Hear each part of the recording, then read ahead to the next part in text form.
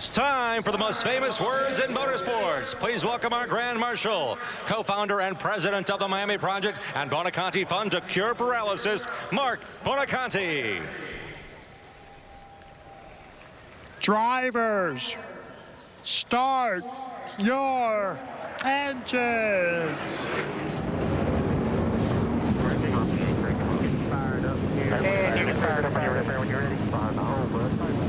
The cars have come to life, the nerves at an all-time high until they get out on the track. 4 drivers, Cole Custer, Christopher Bell, Justin Allgaier, and of course Tyler Reddick, the defending series champion, going for it today.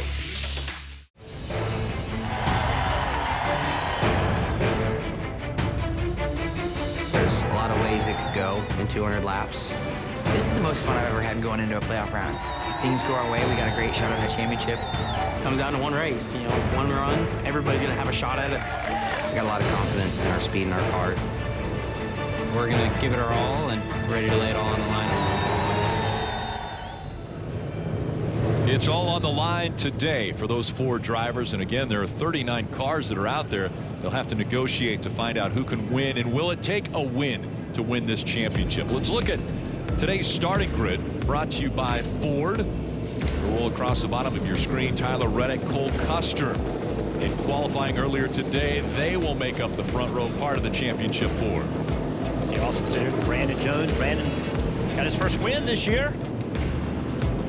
Yeah, as it continues to go, a lot of names. We're going to see a lot next year. Harrison Burton there in row 5, full-time for Joe Gibbs Racing. Best starting. BJ McLeod has his best position of the year. We continue to roll through the starting grid at the bottom of the screen. We're also going to be riding along with a few different drivers today, one of those being Tyler Reddick. Tyler Reddick, that's the Sonic onboard camera. Looking back, I love looking at the drivers right here. We have Cole Custer. He has the Ford Performance onboard. Love looking back, seeing how stressed or relaxed these drivers are going to be, Jeff. Christopher Bell at the ream cam, looking right at him all day. And Justin Allgaier, Sunoco providing this shot for us. Patriotic nose tape on there for Justin Allgaier today. We'll see if that's a lucky situation for him. Continue to watch the starting grid as it goes across the bottom of the screen. But Steve, break down this race for us, this championship race. Well, normally we'd be having a lot of conversation about points. It's not about points today, but it is still broken down. 1.5 mile oval, 200 laps, 300 miles, and there will be some stages. So some guaranteed breaks in this race. 45 laps, stage 1 and stage 2. That leaves 110 laps for the final stage. Fuel window, just under 60 laps, and it's very simple. The highest of the championship 4 will be the champion. I'm under the assumption it's going to take a win because the competition level, but it doesn't have to be a win. The highest of the 4 will be the champion at the end of today's race. Yesterday in the Truck Series, it didn't take a win. Matt Crafton won the championship, finishing second to Austin Hill, but it has always taken a win in the Xfinity Series and the Cup Series since it has gone to this format. Let's go back to pit road and check in with them before the green flag flies. Let's start with Parker. Well, Rick, obviously going into this weekend, a lot is talked about the driver, maybe the crew chief, and the team overall as they prepare for this weekend, but not a lot is always said about the pit crew, whose whole season is put into this race. Well, in the 7 car, the pit crew they used for the last 5 years has been the 48 team from Hendrick Motorsports. They have that same team here, but in preparing for this weekend, that team actually went to the shop this week and did all the things they would normally do on race day morning this week ahead of time, so they'd be absolutely prepared for this race, Kelly. A perfect weekend so far for Tyler Reddick and this number 2 crew. He was fastest in a very abbreviated rain-shortened practice yesterday. Then he backed it up by winning the pole position in qualifying just a couple of hours ago. But as Tyler told me, he really doesn't know what to expect out of his car after about lap 5. He said he'd like to beat Cole Custer off the line so he can set the tone for this pace, but he also knows it's more important where he's running at lap 200, Dave, than it is at lap 1. And Kelly, that's certainly something Cole Custer knows. Won this race 2 years ago, then last year led the most laps, won both of the first 2 stages, and was in position to win, but it was strategy coming to pit lane later than everyone else that seemed to doom his day. A new crew chief is atop the box this year. That's Mike Shiplett. He's a multi-time winner in this series, knows how to get it done. They won't be making that mistake again, Marty. Dave, final full-time ride in the NASCAR Xfinity Series for Christopher Bell, and he said, you know what, it's kind of been a sad week, honestly, kind of wrapping up 2 years of working with these guys. Next week, I'll start a new job at Levine Family Racing. He'll be a Cup Series driver next year. But he said, when I walked in the garage area on Friday, I knew immediately it was going to be a fun week. I kind of transitioned over to saying, hey, we're going to enjoy this moment. And that was the pep talk from the team earlier. Enjoy this moment, our last shot to get a title together. Yeah, Marty, and we saw as we were looking at just a snapshot of these drivers running for the championship 4, the ages vary from 21 years old to 33 years old. 21 years old, Cole Custer, the youngest of the 4. 33 is Justin Allgaier. And the experience parallels those ages. You know, Justin Allgaier has more starts than the other 3 drivers combined. And I think that's going to be the key for Allgaier, right? Lean on that experience. He self-admittedly will say, you know, we haven't gone head-to-head and outrun these 3 really all year. We did win last week at Phoenix, but the 20 of Bell, the dominant car, had an issue. That's our goal today. Run close enough to those 3 that we are in their mindset. Force them into a mistake. Yeah, I think, too, that patience starts right off the bat, Steve. Look when they qualified. Qualified all the way back in 16. So, you know, he can't go out and attack the way that Tyler Reddick and Cole Custer are on the front row. He's going to have to work himself to the front. Has a long race to do it, and he's going to have to use all of it to get there. Okay, guys, let's go inside the helmet of these championship 4 and talk to these drivers, these warriors, as they're getting ready to go and battle each other. 200 laps, 300 miles. All right, let's start with Justin Allgaier. Justin, this guy's up in the booth. You got us? Yeah, buddy, go ahead. Hey, man, I want to know what it's going to take for you to win this championship today. I think patiently aggressive. You know, we just talked about it right before we got in the car here. There are no stage points. There's no worries about being up front here early. I mean, obviously qualifying didn't go the way that we wanted it to, but there's no rush to get to the front, I guess, if you will. We just got to do our job, and we got plenty of tires down there in the pits. I got a great big crew. We had a really fast frame compression. I called your Camaro yesterday in practice, so just patiently aggressive. Make moves when we need to, and not burn our stuff up too early. All right, buddy. Appreciate you riding, letting us ride along. Have a good day. So there's a driver, very relaxed. He told me earlier, no mistakes. That's what wins a championship. Let's hear from the 20 and Christopher Bell. All right, Christopher and his team are still talking. Let's roll. All right, Christopher, guys in the booth, you got us? Yes, I do. All right, man, we want to know from you the same thing we've asked everybody else. What is it going to take for you to win this championship today? Man, I like what we have here. It's given me the feel that I had in the 2017 truck race. So studied really hard what we missed on last year, and I think we're headed down the right path today. Well, buddy, hope it works out for you. Good luck today, man. Thanks for joining us. Christopher Bell, the 24-year-old, and here's a driver who said it's different this year. Last year he had to fight the last 2 races to get into the championship 4. Now he had a little more time to focus on it. All right, let's now hear from Cole Custer. Hey, Cole, it's guys in the booth. You got us? Yeah, I got you. All right, man, tell us what it's going to take for you to win this championship today. I think it's going to take a little bit of everything, honestly. It comes down to that last run, but you know, we've had good cars all year. It's just a matter of how versatile you can be and how well you got for that last run. Well, good luck, buddy. Hope it works out for you. Drive hard. Thanks for letting us join on. There was the youngest driver right there. When we asked him earlier this week, what have you done with all your trophies? Like a 21-year-old, he said, well, I think a lot of them are in the closet at my parents' house. So it's amazing what a 21-year-old thinks and what he does at such a high level of this sport in the Xfinity Series and looking to move on into the Cup Series. All right, let's hear from our final driver. Hey, Tyler, it's at the booth. You got us? Yeah, I got you guys. All right, man, know we're coming 1 to go. Just real quickly, what's it going to take for you to win this championship today?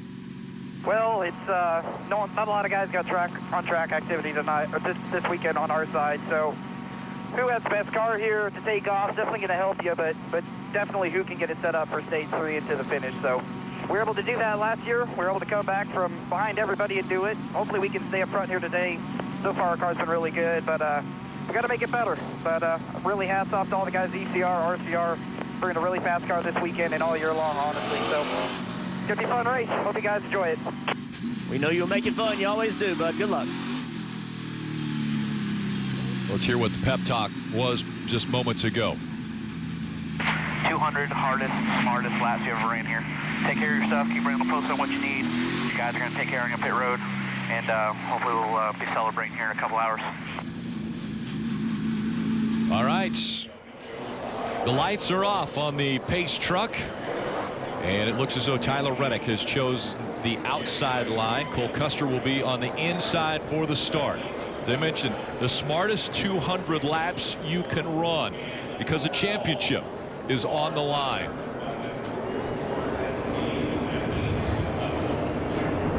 Can Reddick defend his championship and win another, go back to back? We're about to find out. Green flags in the air.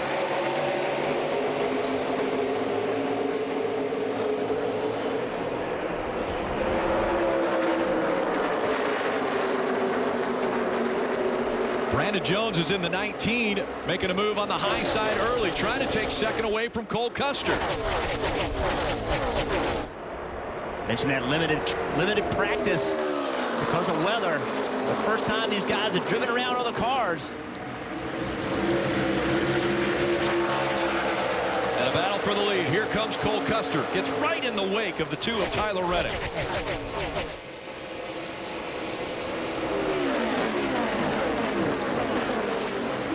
And the two trying to separate themselves from the pack early.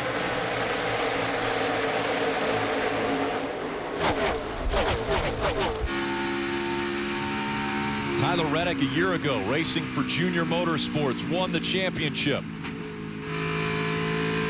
Now racing for Richard Childress Racing, and he will race on Sundays in the Cup Series in the 8-car next year. 2 over a championship, 4 running first and second. Bell still back in 7th. Allgaier all the way back in 11th. You see Allgaier on the right-hand side of your screen. He mentioned patience. He has shown it a few times in these early laps. He's had runs, didn't take them, wanted to make sure he was clear.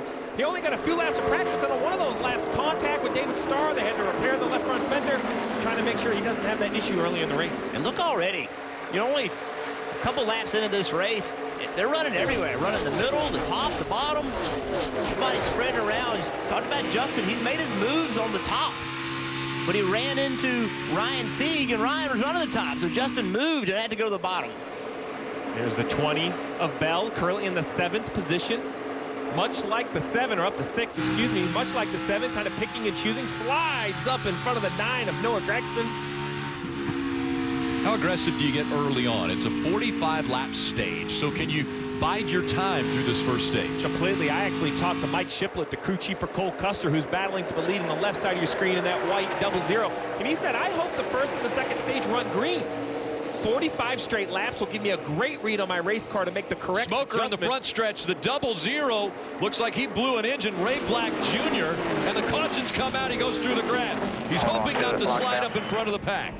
Yeah, the 07 of Ray Black Jr. So much for Mike Shiplett wanting this first stage to run green 5 laps in. But he was saying if it ran green the whole time, he can make the best adjustments for the final stage of the race.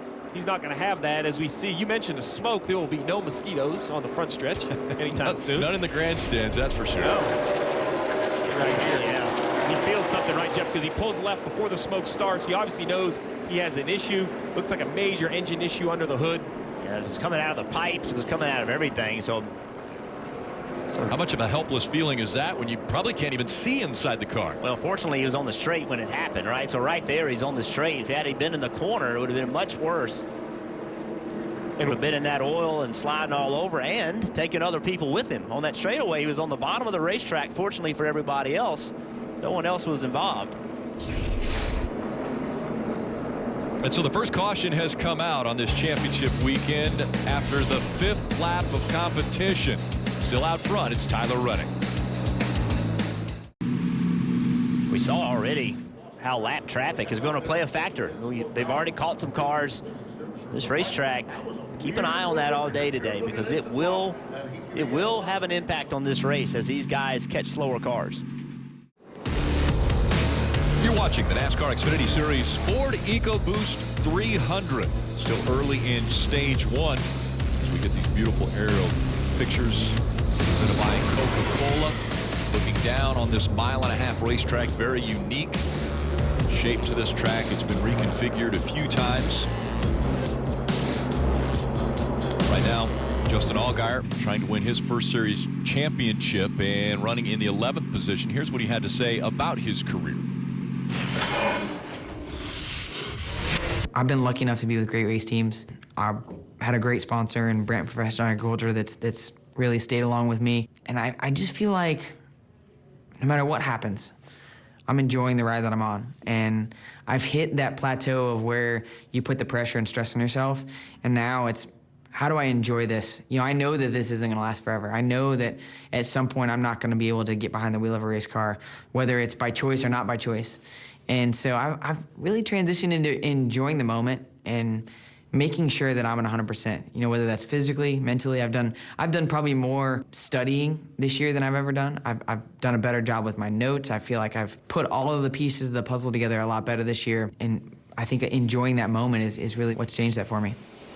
And a little update on Justin Allgaier in that 7 car, currently running 11th in those first few laps, went up 5 spots, but the reason they qualified 16th, he was very loose inside that race car during his qualifying lap. He recently came across radio and said he was far too free in the corner and on exit. They're going to have to tighten that car up if they want to compete further at the front, Kelly.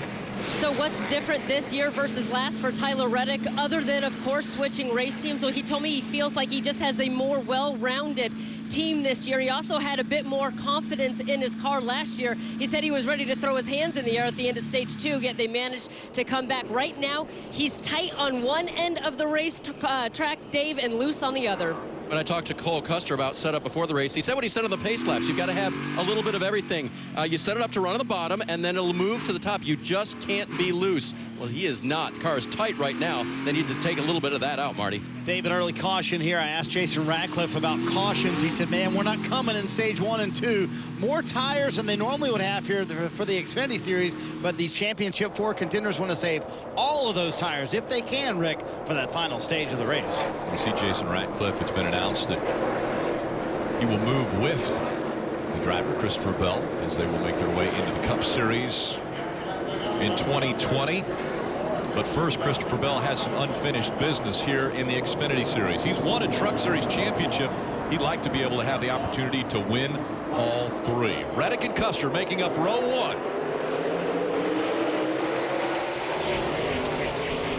Reddick once again taking the outside, getting a good launch out of the restart zone, but the 0-0 is going to drive to the bottom and contend for the spot.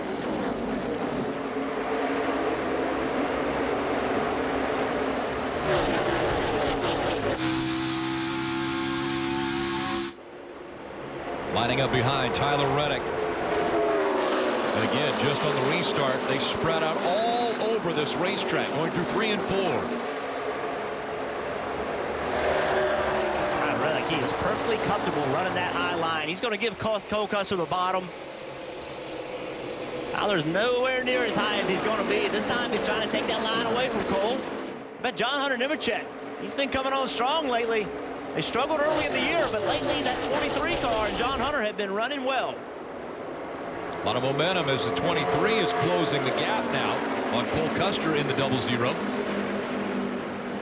And running almost up against the wall. We'll see him get right up to the wall, and some will hit the wall. Not intentionally, but that's how close they'll be running. And one thing, too, is we're watching these championship contenders. The guys around them. You know, Chase Briscoe in that 98 car, Brandon Jones in a 19, puts those guys in a very strange situation, right? You want to race, you want to go win this race, but you do not want to get involved with one of these championship contenders. Very tough position to be in. Yeah, almost to a driver, they said, I don't want to affect the championship. I want to go out there and win the race, but I don't want to affect this championship. The line they all use, they don't want to be part of the story. They would rather just avoid that. You see right here, tight 3 wide racing. They get organized as they enter the straightaway. Just in front of them, that 20 of Christopher Bell. You see back here the 11, the leaf filters number 11, Justin Haley. What a story he has already had as we have another car and a lot of right side damage into the wall this time. It's the 15 of Tyler Matthews. Yellow's out. You can get a load up. You can get a load up. And tons of damage on the right side. That thing is hit hard. Something broke, Wayne. Something shot up underneath it. As he got maybe right front tire blew the fender off, it looks like. Is this going to be a short run day? I'm telling you, this is anything but what the crew chiefs and the drivers wanted to see. They wanted to settle in and get a rhythm. Nothing but a rhythm. Let's see right here. Oh, man, straight up the racetrack. Heavy contact. You can see the fender flying off, so either something broke and punctured the tire or the tire went down, but zero control for the 15 cars that went up the track and into the wall. That is a hard hit. I can promise you, Tyler he felt that one. Even though there's safer barriers all the way around this track, it had to give a little bit there as the 15 hit very hard once again. So that means another restart. This time Bell's going to start a little bit closer to the front. He made it all the way up to 4th. Allgaier's inside the top 10 now, running in the 9th position. Sunday Night Football on NBC. Khalil Mack and the Bears are going to visit Aaron Donald, the Rams. That coverage starting off at 7 p.m. Eastern with Football Night in America, only on NBC. Bears 4-5, Rams 5-4, and there's the championship 4. Again, running now 1st, 2nd, 4th, and 10th. Rutledge, I believe you're down in the 7 pits.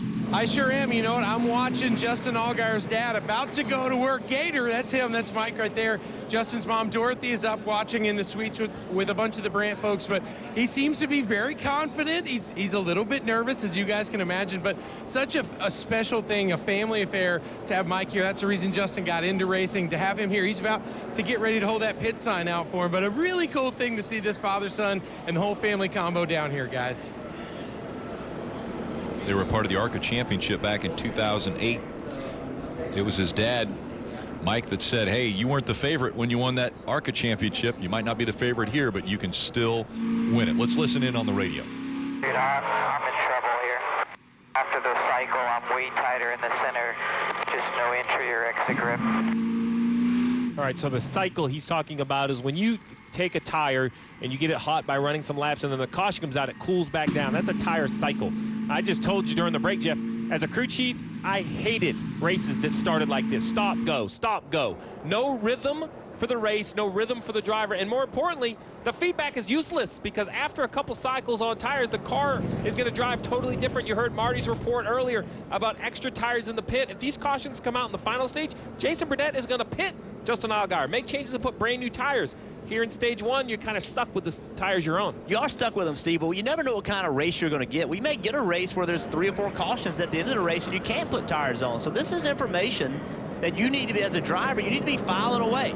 On hot tires, my car restarts a certain way. It's different than on cold tires. That information could win you a championship later on. All right, Kelly, how is race leader Tyler Reddick feeling? All right, well, these 2 early cautions have given him a chance to communicate with his team and get some feedback. Here's the discussion between Tyler and his spotter, Derek Nealand.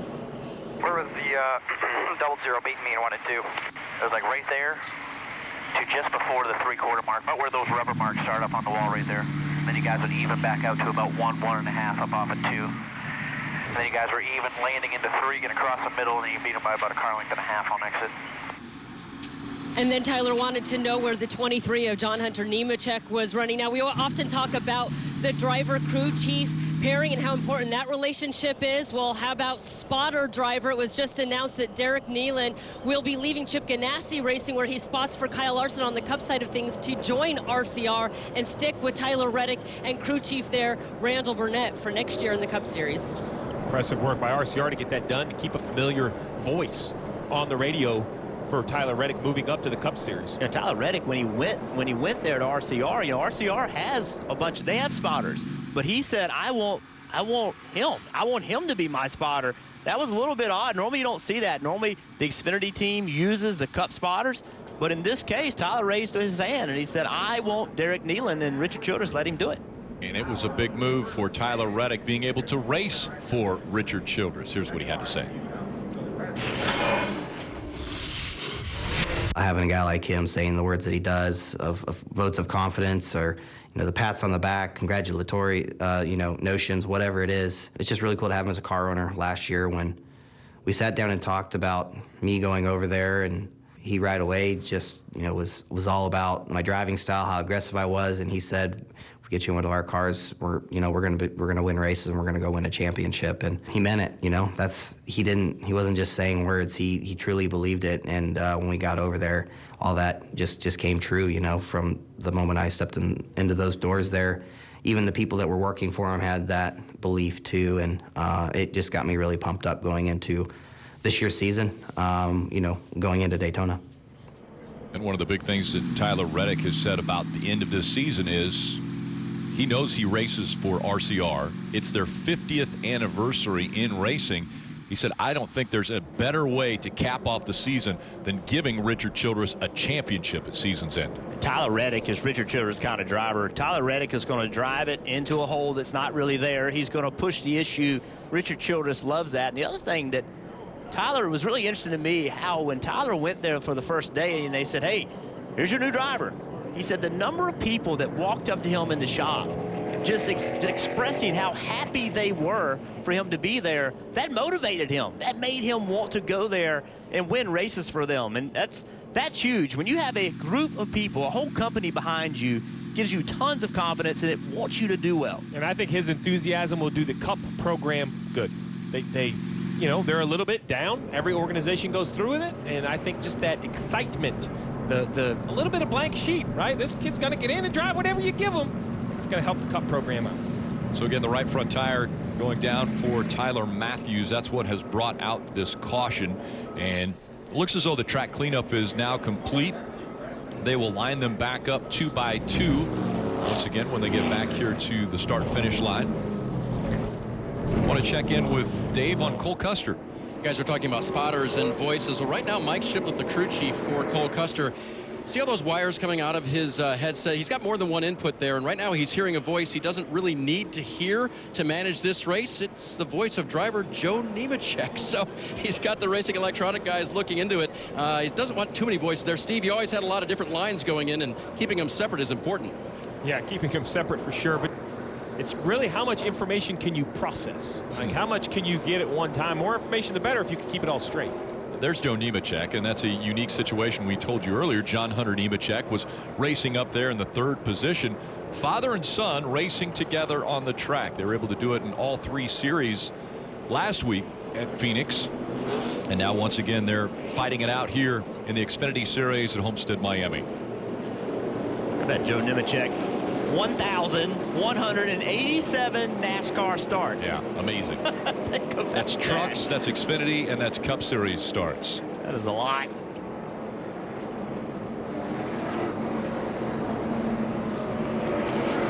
A NASCAR Drive, that's your live race day companion. You can follow your favorite drivers with our high-definition in-car cameras, or you can select an alternate camera angle if you want to see more of the action. Just visit NASCAR.com/drive, or you can download the NASCAR mobile app today. So I never think it's a disadvantage to be the leader, but it was interesting to hear Tyler Reddick asking about where the 00 and the 23 were better than him in the corner, trying to gauge his race car here early without a great reference. And Steve, again, remind the driver or the fans, the lead driver is the one who starts this race once in the restart zone, on the restarts. Yeah, he can pick the inside or the outside. Tyler has picked the outside for every start here, and when he enters the restart zone, he can go anytime from the first line to the last line. You mentioned those cycle zone tires. Well, those cycle tires are much harder to restart. So back in the field, even on the front row, managing rear wheel spin is very difficult on these restarts. Again, it's Reddick and Custer, then Bell and John Hunter Nemechek, Briscoe and Jones, Haley and Cindric, Gregson and Allgaier making up the first 5 rows. Another great acceleration out of the zone by the 2 of Reddick, but the 00 will get a push. And a good jump there for Cole Custer.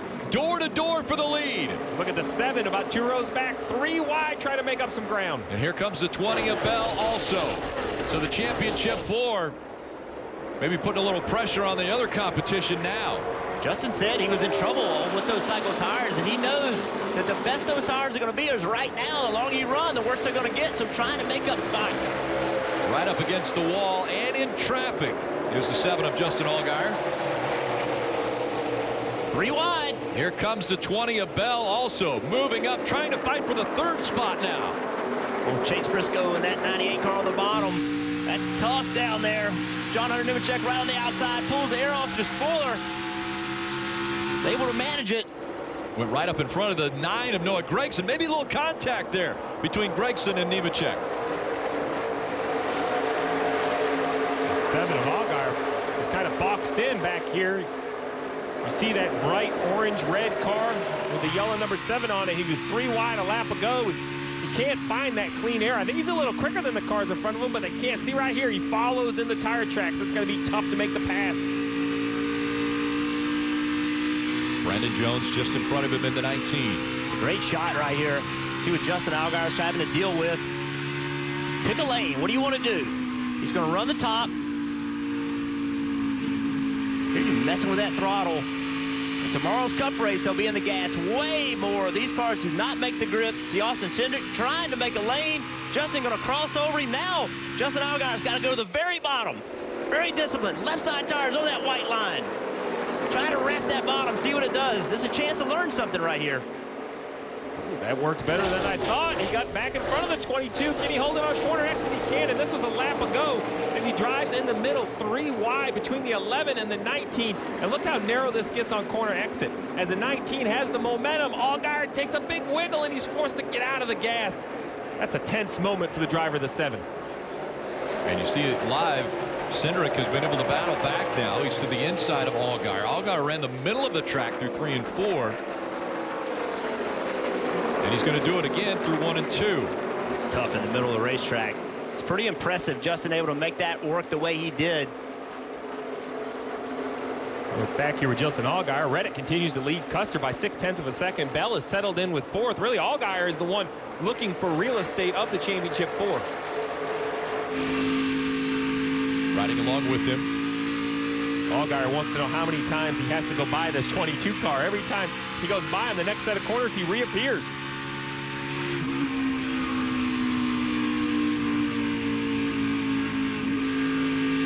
In the middle of the racetrack. Trying to get some momentum on that 22 and the 19. A little bit of a bobble there for Allgaier. So I can make an argument for either side of the 7. We talked about the requirement to be patient early. He's showing this back here, not pushing his car too much. The flip side, though, is back in 10th. It's going to be very hard to put any pressure on those young championship 4 drivers I mentioned at the top of the show. That was his approach, right? But you have to be relevant. You have to be in their mirror. You have to be close enough to force them into a mistake. Right now, the 7's going to have to improve their car and their track position to put that pressure on. And Kelly, even though Tyler Reddick is out there running in the lead, he's not been able to win since the playoffs started. Is he looking for that first win in another championship? Certainly here, and I think he knows that it's going to take running up against that wall to get it done. That's where he ran last year to win this race, but he spotted something, Rick, during that last caution that has him a little bit nervous going that close to the fence. Look at that. It kind of looks like something sticking out. Definitely if you get right up close to it, like some of us might, you might catch that. And then he said there's definitely something sticking out of the wall, a piece of metal or something. So he certainly, Dave, does not want to be the first to find out what that is. Danger, Cole Custer. He was told the same thing right where Tyler Matthews hit the wall, at the base of the wall by the racetrack. If he gets his right rear tire into the high line there, it might scrape by there, cutting the tire. So right now, high line, middle of 3 and 4, not available unless you're really risky. Unusual situation. Yeah. Not sure I've ever seen that before. Obviously, NASCAR hasn't seen that. There it is. There looks like a little piece of metal that's at the base of the wall. And if you get close enough, if you get up there, definitely could cut a tire down, Steve. Oh, they're going to be close enough, but they don't want to be the first. You see right there, it looks like a piece of the car actually slid underneath the safety barrier, lifted the safety barrier up, it's set down on it. We'll have to see if under the yellow, if NASCAR can get that piece out from underneath there. Easier said than done. Is it a piece of debris that needs to be, does it cause a caution before something happens? I wouldn't throw a yellow because of it, but if I was the 2 team of Tyler Reddick, I'd be letting NASCAR know that when the track goes under yellow, we would like this addressed. We feel this is not fair for the racing conditions. Let's go NASCAR nonstop. Under caution for debris here in Miami, and one of the championship 4 contenders, Tyler Reddick, has opted to pit. He rated his car just about a 1.5 numbers tight, especially in turns 3 and 4, Dave. 00 driver Cole Custer was told, do what that car in front of you does. Reddick came to pit road, so does Custer. 4 Goodyear tires in Sunoco. Fuel wanted an adjustment for a car that was a little too tight. And the race between the two was won by Reddick off of pit road. They're working on getting that debris out from underneath the wall so that the drivers both saw. So, Rick, we talked about this during the race breakdown, how this race is very different. It's not a points battle. The highest finishing team of the championship 4 will win the championship. And for that reason, I'm a little concerned about this call by the 2 to come to pit road, the 00 to come to pit road, because the other 2 championship 4 of Bell and Allgaier stay on the racetrack. Now, I think they'll probably outrun them here in the next 10 laps to the end of the stage. That's not the point. The point is it's all about having tires if that final stage has a bunch of yellows. Remember, this is back to old school racing. The lap they care about is lap 200. You can't get worried before that. So there's a lot of tires for this race. They had 5 laying in the pits. Maybe it won't matter, but I think I like what Christopher Bell and the 7 have done. Marty? Yeah, and I talked to Jason Ratcliffe about this exact scenario earlier this morning, Steve, and he said, listen, I want all 3 of those sets of tires for that stage 3. I don't want to take them early, and if someone does come, I immediately know then they're at a tire deficit to me. So now the playbook has completely opened up for Jason Ratcliffe as this race moves forward. The other reason, Rick, there's so many cars on the lead lap, Tyler Reddick is going to start outside the top 20. If you assume this race has a couple longer green flag runs and then yellow, there may only be 10 or 11 cars on the lead lap. Therefore, you can come get your tires and start in row 5. If you're Jason Burdett right here, you have to think, man, I think I got a little lucky here. I didn't have track position. Those other guys were beating me. Now I have a set of tires more than a couple of the cars. I'm cycled to the front. I like that. I like that call. Other thing that works in Justin Allgaier's favor is he's going to restart 4th, which means he will be guaranteed that outside line in the 2nd row, and I'm guessing, Parker, that'll be happy with that high line restart. Maybe go up to the wall to make some positions up. Well, I would think so, except for when Justin recently came across radio to describe that car, he had a long litany of things to describe. Take a listen. I feel like I'm struggling to kind of keep the right rear in the racetrack, especially on corner exit. I just need to figure out how to get the wheel in it without just sliding the front tires, you know what I mean? So essentially, he's not able to get the grip in that right rear on the high side, and then also cannot put the wheel into what he wants without getting tight through the center, so just not the handling they want. They were watching their competitors there to pit or not, decided to stay out. He noted that his competitors there in Reddick and Custer trying to pull the same strategy you saw in the truck race yesterday that got some of those drivers a lot of track position. So the interesting thing is, what do those guys do that just pitted at the end of the stage here in 9 laps now, 8 laps when they take the green? Do they think they can stay on the racetrack? A lot of decisions, but a lot of racing still to go. 164 laps to go. You almost, if I'm driving one of those cars that just pitted, I'm kind of getting with everybody. If I'm Reddick, my spotter, I'm asking to get with Custer's spotter, Brandon Jones' spotter, John Nemech's spotter, and say, hey, let's don't race. Let's just ride around here for a little bit, save some tires, so when the caution does come out and everybody else pits, we haven't hurt our tires. It's just a strategy they could play. It would be the smartest thing for them to do. Yeah, the leader will be Christopher Bale. He'll take the outside. Well, here the 2 cars off from pit road will look exactly where they're at. I know they're much faster than the cars in front of them. You still have to go by them. I mean, I know there's multiple lanes here, but Jeff, I'm nervous. If I'm one of the crew chiefs here, if I'm one of the spotters, I'm nervous. We'll see how they do with that lap traffic. Again, it's going to be a 8-lap shootout to the end of stage 1. And now Christopher Bell, he is in the lead role. Noah Gregson will start on the inside in the number 9. And Allgaier and Austin Cindric making up row 2. Harrison Burton is on the inside of row 3 with Michael Annett on the outside of him. Chance for Christopher Bell to set the pace right here on older tires. Give him some experience for a late race restart on old tires. May be valuable later. Coming into the restart zone. Back up through the gears, Christopher Bell. And here comes Noah Gregson. A great restart for the 9 on the inside. Yeah, the 3 wide back there. They're not going to save tires. Oh, contact right in front of them. You mentioned it, Steve. That's the danger to getting back here. Gregson with a great restart. Will jump out in front now of Christopher Bell, who's running second. Here comes Austin Cindric in the 22. But this success by Tyler Reddick right here as he goes to the middle 3 wide. Look how important tires are. This is my concern for later in the race. Tyler Reddick's going to win this stage easily as he's already up to Allgaier with only 7 laps to go. He's up to the 4th position. So this is the set of tires I would want later in the race. Just how important the tires are. Reddick has already fought his way now to the top 3 as he goes by Christopher Bell. This is fun as a driver. When you have new tires, everybody has old ones. God, it makes you feel so good. Gonna wrap that wide line. Got Cindric in a bad spot. Cindric's loose. Drives right underneath him. He was having to wait for him. And here comes Cole Custer with him. So it's Reddick, Cole Custer making their way from the back to the front. As you mentioned, Steve, they restarted back in the 20th position. Yeah, this James is amazing, but don't hold that. The 98 right there is also on new tires. Chase Briscoe, Jeff, you've talked about it all week. He was unable to make the championship 4, but you think he's one of the favorites for the race. You're going to have to deal with him for sure. Cole Custer was diving down to the bottom of the racetrack. Briscoe was there. These two fighting for the 2nd spot. Cole Custer a little bit loose there as he moves up the racetrack in front of Reddick. And now just 5 laps to go in stage 1.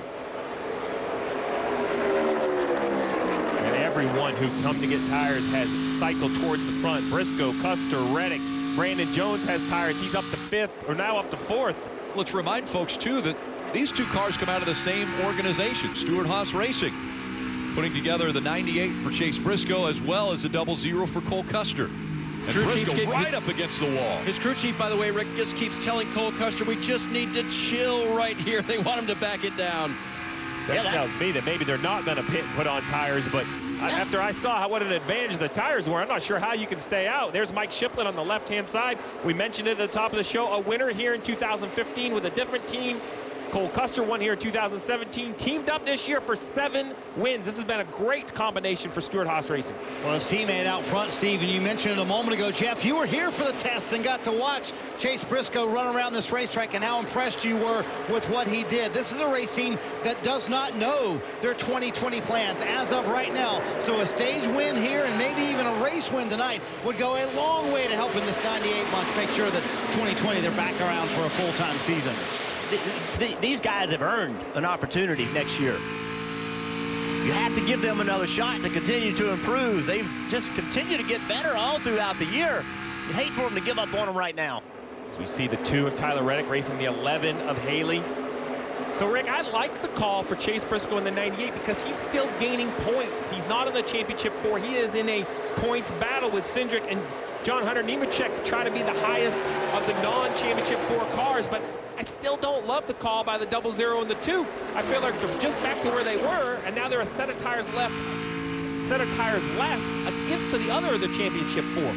Do you think they'll need all 6 sets of tires, Steve? Well, if I knew that, I would still be calling races and very successful. From what I've seen so far, it's been a caution-filled race. This race generally is anything but. Last year, the only 2 yellows were the stage 1 and stage 2 breaks. So I don't know that, but how about this? I would hate that my championship hopes are thrown away because I used the set early.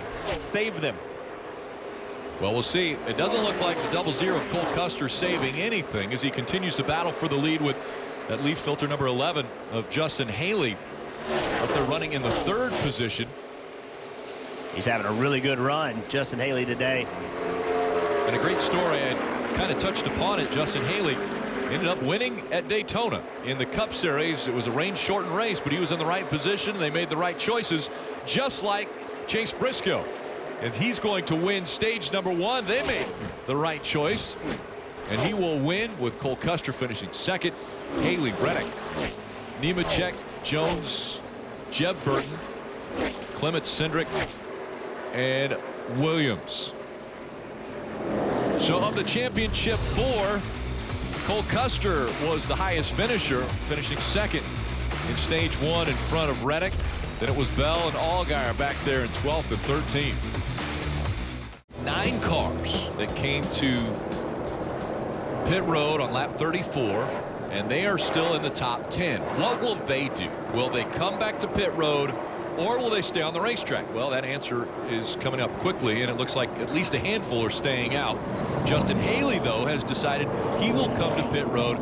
Now, maybe just for fuel, or will they change tires also? No, if they're coming in, I think they're going to take tires. Parker. And the 7 of Justin Allgaier, the little check up there on pit road, is coming down pit road for the first time in this race. Elected not to pit there those last couple laps. Fell back to 13th. He's still struggling with that right rear grip. It's going to be 4 Goodyear tires and Sunoco fuel, and also requesting a tear off on that 7 car. Marty? Christopher Bell fell back from the lead to 12th. His spotter Tony Hirschman said, man, don't get caught up in that. Let those guys go. Those are tires. Don't worry about them. Run our race. He said the car is just a little bit too tight. They're going to fix that with air pressure. They actually will lose the spot of those who pitted here on pit road, and 4 Goodyear tires for Christopher Bell. Jeff Burt looked like he had a pretty good stop in the 8 car. And we'll see how the championship 4 line up when we come back. A little surprised that race leader Chase Briscoe took the inside. We've seen the leader take the outside on the last couple restarts as we take a look at all championship 4 drivers. Jeff, what do you make of that?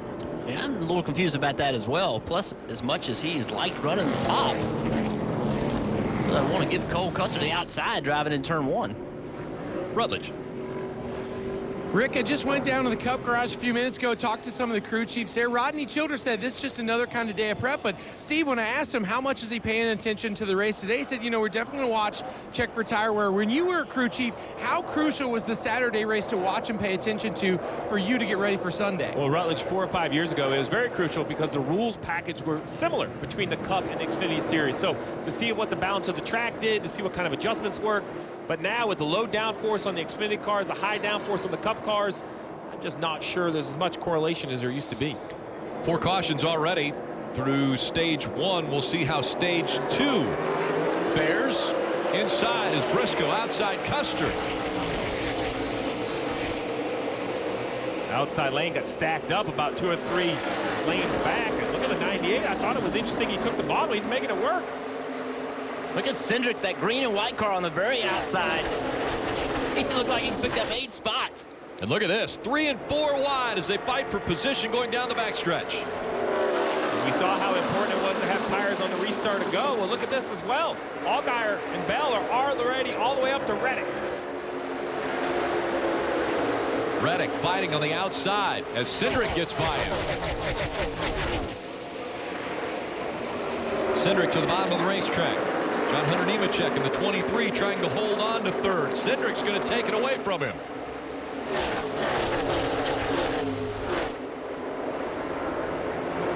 Briscoe able to hold off Custer. Will there be a point where these tires even out or equal out, Steve, or will the ones that came on 34, will they just start falling back quickly? Yeah, I mean, it's way out there. 25, 30, 35 laps into a run. Maybe they'll get closer to equal. How about that sun driving down the front stretch? You barely can see. Now you're into the shadows. Cindric using those brand new tires in that green and white 22, going for the lead off turn 2. Also, Cindric did such a great job on that restart to pick up so many spots so quickly to get himself in this spot. See a car real slow on the bottom. It's Chad Fincham in the 61, it looks like, rolling around on the apron. Looks like he's going to stay out of the racing line as we see the 20 of Bell also making the move. But it's Cindric who's out front now here at Homestead-Miami Speedway. That move by Bell, though, that's an important one for the championship. That's the 00 he's passing. Remind everyone, it does not take a race win. The highest of the championship 4 at the end of the day will be the champion. First one to the checker flag, up to 4, wins the title. And now just a little spot that was available there, and Bell took it. Bell said he was disappointed in the way he raced this race a year ago. Said he was trying to focus on running the bottom of the racetrack when he should have let the car decide where it needed to go on the racetrack. Yeah, to this point, I don't look at that sun, Steve. You talked about it. Yeah, it is so difficult getting into turn 1 right here. The sun will go down behind the grandstands and get much better, but it's really going to be tough for the drivers for a little while. But I don't think Christopher Bell, even though he's making this pass right here, I don't think he's very happy with his race car. He's got better tire and still a struggle getting by Briscoe. Compare that to Cindric. Cindric caught him and went just right by him. Bell's not been able to do that. You see Christopher Bell right there, also right behind him at the bottom of the racetrack. Oh my goodness, Christopher right Bell. in front of it. That is between the sun, there's a lot of belief that Briscoe is going to take it easy on you as he slid up in front of the driver, the 98. Cole Custer in the high line, just lost fifth position to the 7 of Allgaier, and he may have an issue. He radioed in a lap ago, I think I have a loose wheel, and then about a half lap after that, it's getting worse. The crew hopped up on the wall, getting ready to go. Custer may have to bring it to pit road under green. Execution. We talked about this. This is a team sport, a team championship. You lean on your team. You've done everything you can do to try to give them the best opportunity. A loose wheel, it won't be catastrophic this early, but it will definitely put the 00 behind. Look at the camera shaking too. I mean, that's how much of a vibration must be with this car, because even the camera's shaking. Our cameras don't normally shake like this. It's a horrible position for Cole Custer to be in. Knowing if you pit, you're going to go a lap down. Knowing there's a championship on the line, not one to pit. 33 laps to the end of this stage. Can he hold on without pitting? Not sure that you want a young 21-year-old race car driver trying to win a championship, the one making that decision. But so if I'm the crew chief, Mike Shiplett on the left, all I can do is give you the information, buddy. You know how bad it's shaking. I do not. If you feel it gets to the point where you can't continue, we are ready for you. It doesn't matter on fuel. We're going to have to figure out a way to come back from it. But if you stay out too long, break a wheel and crash, your championship hopes are completely over. Hey, Steve, more detail. He was asked by his crew chief, does it vibrate all the way down the front straightaway? Cole said no, a little bit down the front straightaway, but mostly when it loads up in the corners. Anything to you? That sounds like a wheel. If it vibrated down the straightaway, perhaps it's a broken piece of body equipment, maybe something in the ductwork that shutters. But when it only vibrates or it's much worse in the corner, that to me would... I gotta come in. There you hear it. I gotta come. He said the loose wheel's getting too bad. Now, don't combine errors. Come to pit road. You cannot have a penalty. You're going to lose a lap regardless. Just come to pit road and also change 4 tires. Don't try to guess which side this is. Guys coming behind him really quickly. I hope they know he's pitting right now. And that was close, but the 00 does make it down to pit road speed as he has to pit. And this is definitely an unscheduled pit stop for the 00. And Rick, these are his guys. They've been behind him all season long. They're a combination of Cup Series crew guys from Stewart Haas Racing that also work on Sunday. So they'll go to their respective crews on Sunday. But today, it's all about Cole Custer. And either a mistake was made or something shook loose. You just never know on these fast pit stops. They'll go for 4 here just in case. You can't just change 2, Steve. Too risky. Yeah, it is too risky. We've seen other teams make that guess on flat tires or loose wheels. And the penalty, oh, this is the double penalty, though. Very slow on the left side. You're going to be a lap down anyway, right? That's right. You're going to lose 1 lap regardless. So it's not that mistake's not going to cost him 2. So yes, it cost him some time, but that little bit of mistake is not going to be the difference between him staying 2 laps down or 1 lap down versus 2. And now Mike Shiplett has a decision to make. Do you completely release your driver to run as hard as he can on these new tires, try to make up time on the racetrack? Or do you say, listen, our only hope is a yellow, try to save these tires a little bit? There's different strategies on how to overcome this with 28 laps to go in stage 2. So the first of the championship 4 having an issue in this race. Cole Custer, a loose wheel, and now he's falling back a lap down, running 32nd in the Ford EcoBoost 300. Cole Custer running 32nd, and he's a lap down, but now he is the 3rd car that's a lap down. The reason is because he came to pit road thinking he had a loose wheel. Well, look at the right rear tire. This is still heading into his pit box. It's shaking. The tire should not look like that at all. The right front doesn't move that much. Now watch when the tire changer comes over. This tire should stay tight until the last lug nut. And watch here, the second lug nut, the tire's loose. It's shaking around. An amazing job by Cole Custer to not only feel it, a great job by getting the car to pit road with that loose of the wheel. My instant concern is if that wheel was that loose, did it damage the threads on the studs? You see right there the oblong holes. That usually signifies which wheel is loose.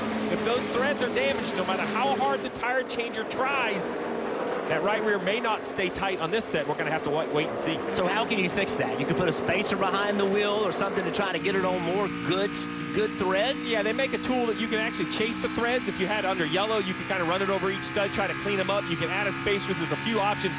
Your option right here under green, though, is the worst strategy ever, which is hope. Just hope the thing stays tight. That's awful. Well, the that other thing works. that he has to fight is that more cars are being put a lap down by Austin Cindric, so he's not in a free pass position to where if a caution does come out, he's not going to get back on the lead lap. No, it gets to be very precarious because at the end of stage 2, everybody could pit. He'll take the wave around, but then he's on old tires. I mean, listen, he came in here to race for a championship, heads up against 3 other competitors, and now he has spotted those competitors a lap. That is a long way to start behind. Marty. Meanwhile, up front, Austin Cindric doing a nice job. He's among that group, Rick, that pitted at lap 48 with some fresh tires. Brian Wilson, his crew chief, told me he stuck his head in the window before the Phoenix race last week when they were eliminated and said, listen, we've had a fantastic season. Whatever happens today and when we get to Miami, don't worry about it. Just go have fun in these final 2 races. We're certainly doing that. It's fun when you're leading. Behind him, Christopher Bell, the first of those Championship 4 drivers. He's running in second right now. And a tip of the cap to Tony Hirschman, a spotter on the run before this. Kept Bell very calm and focused. Said, hey, don't worry about the guys with the new tires. And in this run, he said, listen, don't worry about the 22. All we need to do now is stay in front of the 7, the 2, and that 00, Kelly. And it's that 2 of Tyler Reddick, who's on an alternate tire strategy to Christopher Bell. Tyler has now regained the 5th position, but here's what his team said about their tire situation and strategy. Whenever you get rolling here, just make sure to let me know if we got to pick it up towards the end of the run. Just watch our tail here. I'm sure they'll be a little bit faster here to take off. Okay, so they thought he might give up some spots on the initial restart, which of course he did, but then they really thought, Steve, if they could get a long green flag run, which they're getting now, that things would sort of even out. And as I said, he's now passed his way back inside the top 5. Yeah, I think that is fair. He's so good at running the wall that as the tires wear, I think he's going to have the biggest advantage. And he is back up in the top 5. So I didn't love the strategy, but it's not hurting him, and he is gaining on Briscoe in front of him a little bit each lap, depending on how they catch traffic. So we showed you that 00 come down with the loose wheel. We go a pit stop ago. This is the first pit stop of the race of the 00 car when they came in before the end of stage 1. Watch the right rear tire changer. Relatively clean off. Tire comes off. The tire goes on. But watch this. 1, 2, 3. Jack down. He goes back. He looks. He doesn't hit a lug nut. I know the moment is big, and now he's trying to explain where it's at and whether it's loose. He thinks he has 4 on it. The right side, as a crew chief, the left side gets complicated. The jackman's involved. There's a lot of ways for a loose wheel on the left side. It's hard for me to stomach a loose wheel on the right side because as a tire changer, you can't leave until that side is complete. As we've pointed out, these are Cup crews. This is a mixture of Cup teams from Stewart-Haas Racing on the 00. Mistakes are going to happen, but you have to ask yourself, is it the pressure? Is it the moment? Is it what's on the line for these teams? Cindric is out front. Again, not one of the Championship 4. Then it's Christopher Bell. Justin Allgaier running in the 3rd position. And Briscoe running 4th. Reddick is 5th. Parker. Well, for Justin Allgaier, we talked about how in the first stage he had a lot of issues inside that car, really lacking right rear grip. They made a large left rear adjustment under the pit stop into stage 2, and since then he has been absolutely silent and just recently started turning some of the fastest lap times on the racetrack. And Steve, that's probably a mark of things are turning, right? If the driver goes completely silent, that means he must be pretty happy with how it's handling. Quiet driver is normally a happy driver, and you see Jason Burdett, pretty stoic. That's about as emotional as he normally gets on the right-hand side of the screen. There was something about this whole team. I think after last week and the performance at Phoenix and the pressure of not winning all year off their shoulders with that win at Phoenix, they didn't just make the Championship 4, they won themselves a spot in the Championship 4. I'm not saying they're the favorite. They should be considered the favorite, but they definitely were the most relaxed of the 4 different teams that I spoke to. They weren't the favorite going into Phoenix either. Yeah, right? Nobody said, hey, Justin Allgaier's going to go to Phoenix and win. And granted, Christopher Bell had some trouble, which helped him. But 00, Cole Custer, he's had trouble today as well. That could open the door now for Allgaier. And he has, in my opinion, as you said, he's the loosest, but he also has probably the least to lose, right? And the more to gain. Like, he's just more relaxed about this situation than the rest of them. All right, we talked about the strategy. Kelly reported about how they wanted a long run for the 2 of Reddick, and they're getting it. In the last 3 laps, the fastest car on the racetrack, and this, in my mind, is exactly why. You see the gap that Briscoe in front of him leaves? A pretty good gap, a couple 3 feet, much closer to the wall than I could ever get. This 2 of Tyler Reddick is on the fence. This is what we saw last year out of this 2 car. Wasn't driving the 2 last year. He was driving the 9, but out of this driver of Tyler Reddick last year, he runs the wall as good as anyone. Look as he closes in. So impressive. And Jed Burton, a little slow off of turn 2, heading down the back straightaway into 3 now. A tire down, obviously a tire down. Yeah, he's trying to keep it down as low on the track as he can, but have as much speed. Over the pit road here. And he's going to keep it straight. The right rear tire was down. See, then at some point made contact with the wall. Don't know if that was before the tire being down or after. The right rear, you're going to have to pull the metal out on both sides. Under 12 laps to go now. Back it up, back it up, back it up, back it up. And right up against the wall, there's Cole Custer once again, but Custer running 26th. He is a lap down. There are only 22 still on the lead lap. He is a lap down, but Cole Custer with those newer tires, you can see right now he's trying to pass Reddick and Briscoe. If he can clear these 2 guys quickly, he might have enough time to run the 22 of Austin Cindric down to unlap himself. But you see he got hung up right there. That's going to hurt him. He's got to be perfectly clean and perfect every single lap to do it. He's got to do it inside of 10 laps now to go in stage 2. Austin Cindric now just under 7 laps to go in stage 2, out in front, but it has been some close calls. Take a look at what happens with Briscoe here coming up on the 74. Yeah, Joe Nemechek in the wall right there. They're 3 wide. That was a tough move right there. Briscoe did a really nice job. Reddick continuing to just get right against the boards really fast on this long run. The fastest car on the racetrack on older tires. I know we saw it last year and we should be used to it by now, but it's breathtaking what he does when he puts it up against the wall. From on the roof, it looks like he's hitting the wall. We saw Allgaier there in the 7 just in front of him, also getting right up next to the wall. So Jeff, you mentioned this before we went to commercial break. Could the 00 of Cole Custer unlap himself, what I'll call old school, just running the leader down the new tires and going by? It's going to be very close, but he does have an outside shot. If he can't get to the leader, he might be able to get to the free pass position. Look at his speed differential. Last lap, almost 5 miles an hour faster than the leader. Steve, he's 1 behind. Well, now he's 2 behind because Jeremy Clements just got passed by race leader Austin Cindric. So now Clements is the first car scored a lap down. That is the way you get the free pass. If you're the first car scored a lap down, you get the free pass. By Mike Shipley, though, forget that. Go get the leader. Yes. You've gained like 4 seconds in the last 5 laps. You're inside 2 seconds behind. It's going to be all about the traffic. There's a 51 right there of Clements. That'll put him in the free pass position. But Cindric will continue to lap cars. I'm going to catch him if I got a chance. I think he has. Very even. Well, he's in the right now. He's in the free pass position. Keep digging here. Yeah, but BJ McLeod is just ahead. That car, the outside, that green and white car, that's who he's chasing. But the car in front of that green and white car, that's the next car potentially to go to lap down. There you go, the 4 car, McLeod, he just got lapped. Yeah, the 00 is going to have to get to Cindric, I think, just because the Cindric continues to catch cars. But now, look, they're basically in the same frame. Coming to 3 laps to go. This could be the moment the 00 gets himself back into this championship race. He's going to need something big to happen. 3 laps to go in stage 2. Oh, I think he's going to be able to get there. You see right there that white and green car. Hard to make out the color, but the car at the top of the racetrack, that's the leader of Cindric. And as quickly as he's trying to catch Cindric, McLeod, he is a lap down. He's in front of Custer. The good news he has is a lot of gap in front of the 22 of Cindric for a free pass position. So as the 00 catches the 4, this is free pass. We got any help with that 22? Now he's in the free pass position unless Cindric passes the next lap down car, which would be Gray Gaulding.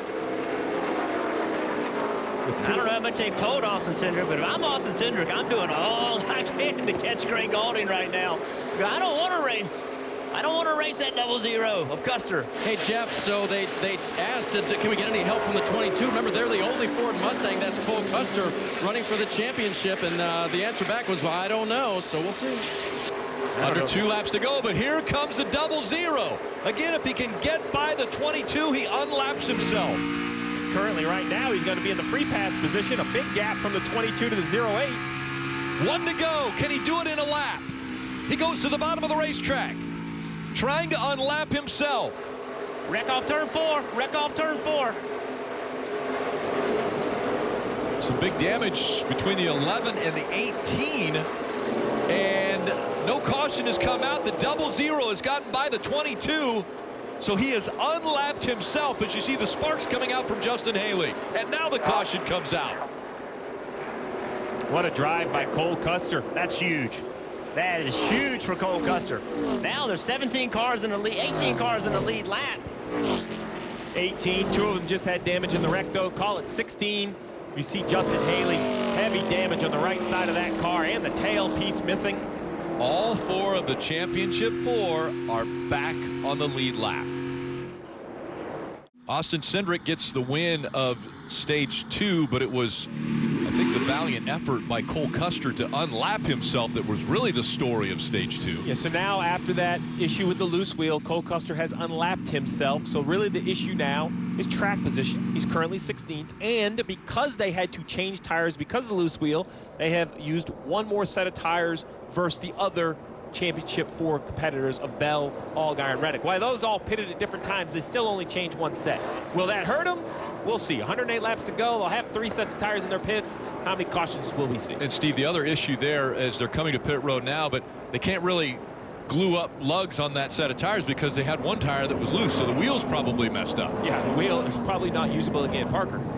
Guys, Justin Allgaier pits out of the 3rd position, came across radio, described that car as way, way, way better than stage 1, especially on the long run. It's going to be 4 Goodyear tires, Sunoco fuel for Justin Allgaier, Kelly.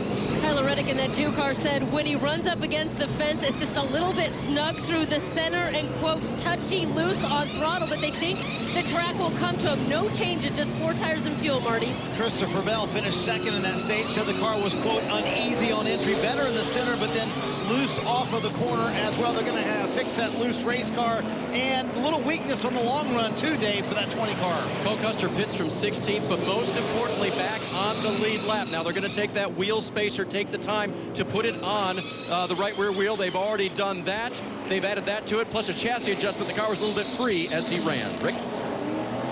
So he fought his way back to get onto the lead lap. Now he's going to have to fight his way all the way through the other 18 in front of him.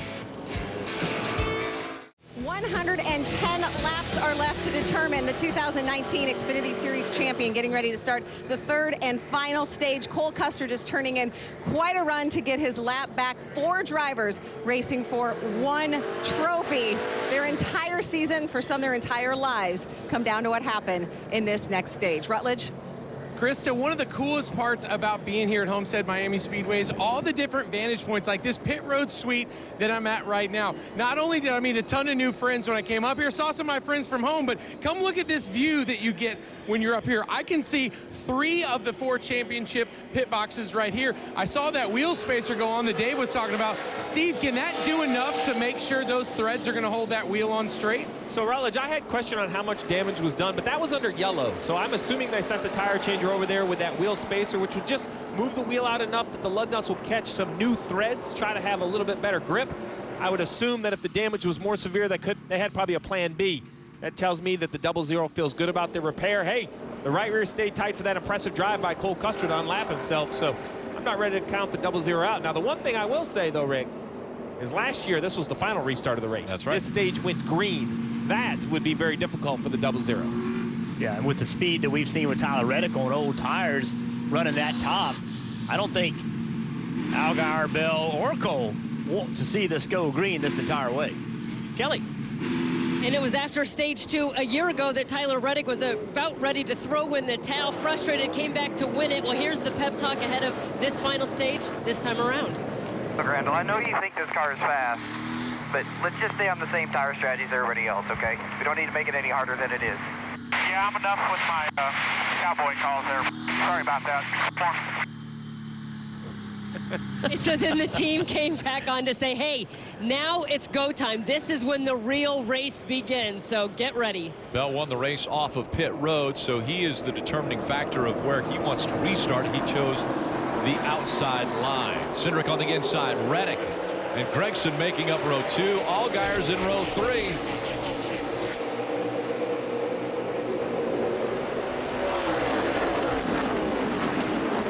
Christopher Bell disappointed with his performance a year ago, trying to right the ship, but here comes Gregson on the outside for the lead. Back Noah using that high line to take the lead.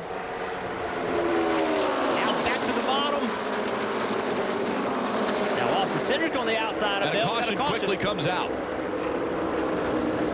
Debris on the racetrack. There it is. That one's hard to miss right there. Well, it's difficult right there because of the sun. And so the 35 slamming into the back of that, probably coming off of the 11. I know that they were missing. I think that's a fair assumption. That one looks like it was repaired. It didn't stay on very long. Joey Gase didn't see it, ran right into it. A good break for the 8 of Jeb Burton. We saw he had that flat tire earlier. Well, he stayed out and took the wave around at the end of stage 2, which got him back on the lead lap. So great call by the 18 as we see Haley come back to pit road for more repairs. And as you mentioned, Rick, there's the tailpiece that is no longer. Missing that part. And again, Joey Gase in the 35 looking right into the sun, couldn't see it. Great start there by the 7 of Allgaier. You mentioned he was on row 3. Well, he's up to the 4th position. And once again, Christopher Bell, you know, Noah jumped up on the outside of him, took the lead. I just don't feel like they currently have that speed that they're going to need. Still some work to do on this car. Another restart coming up. Gregson now is the race leader.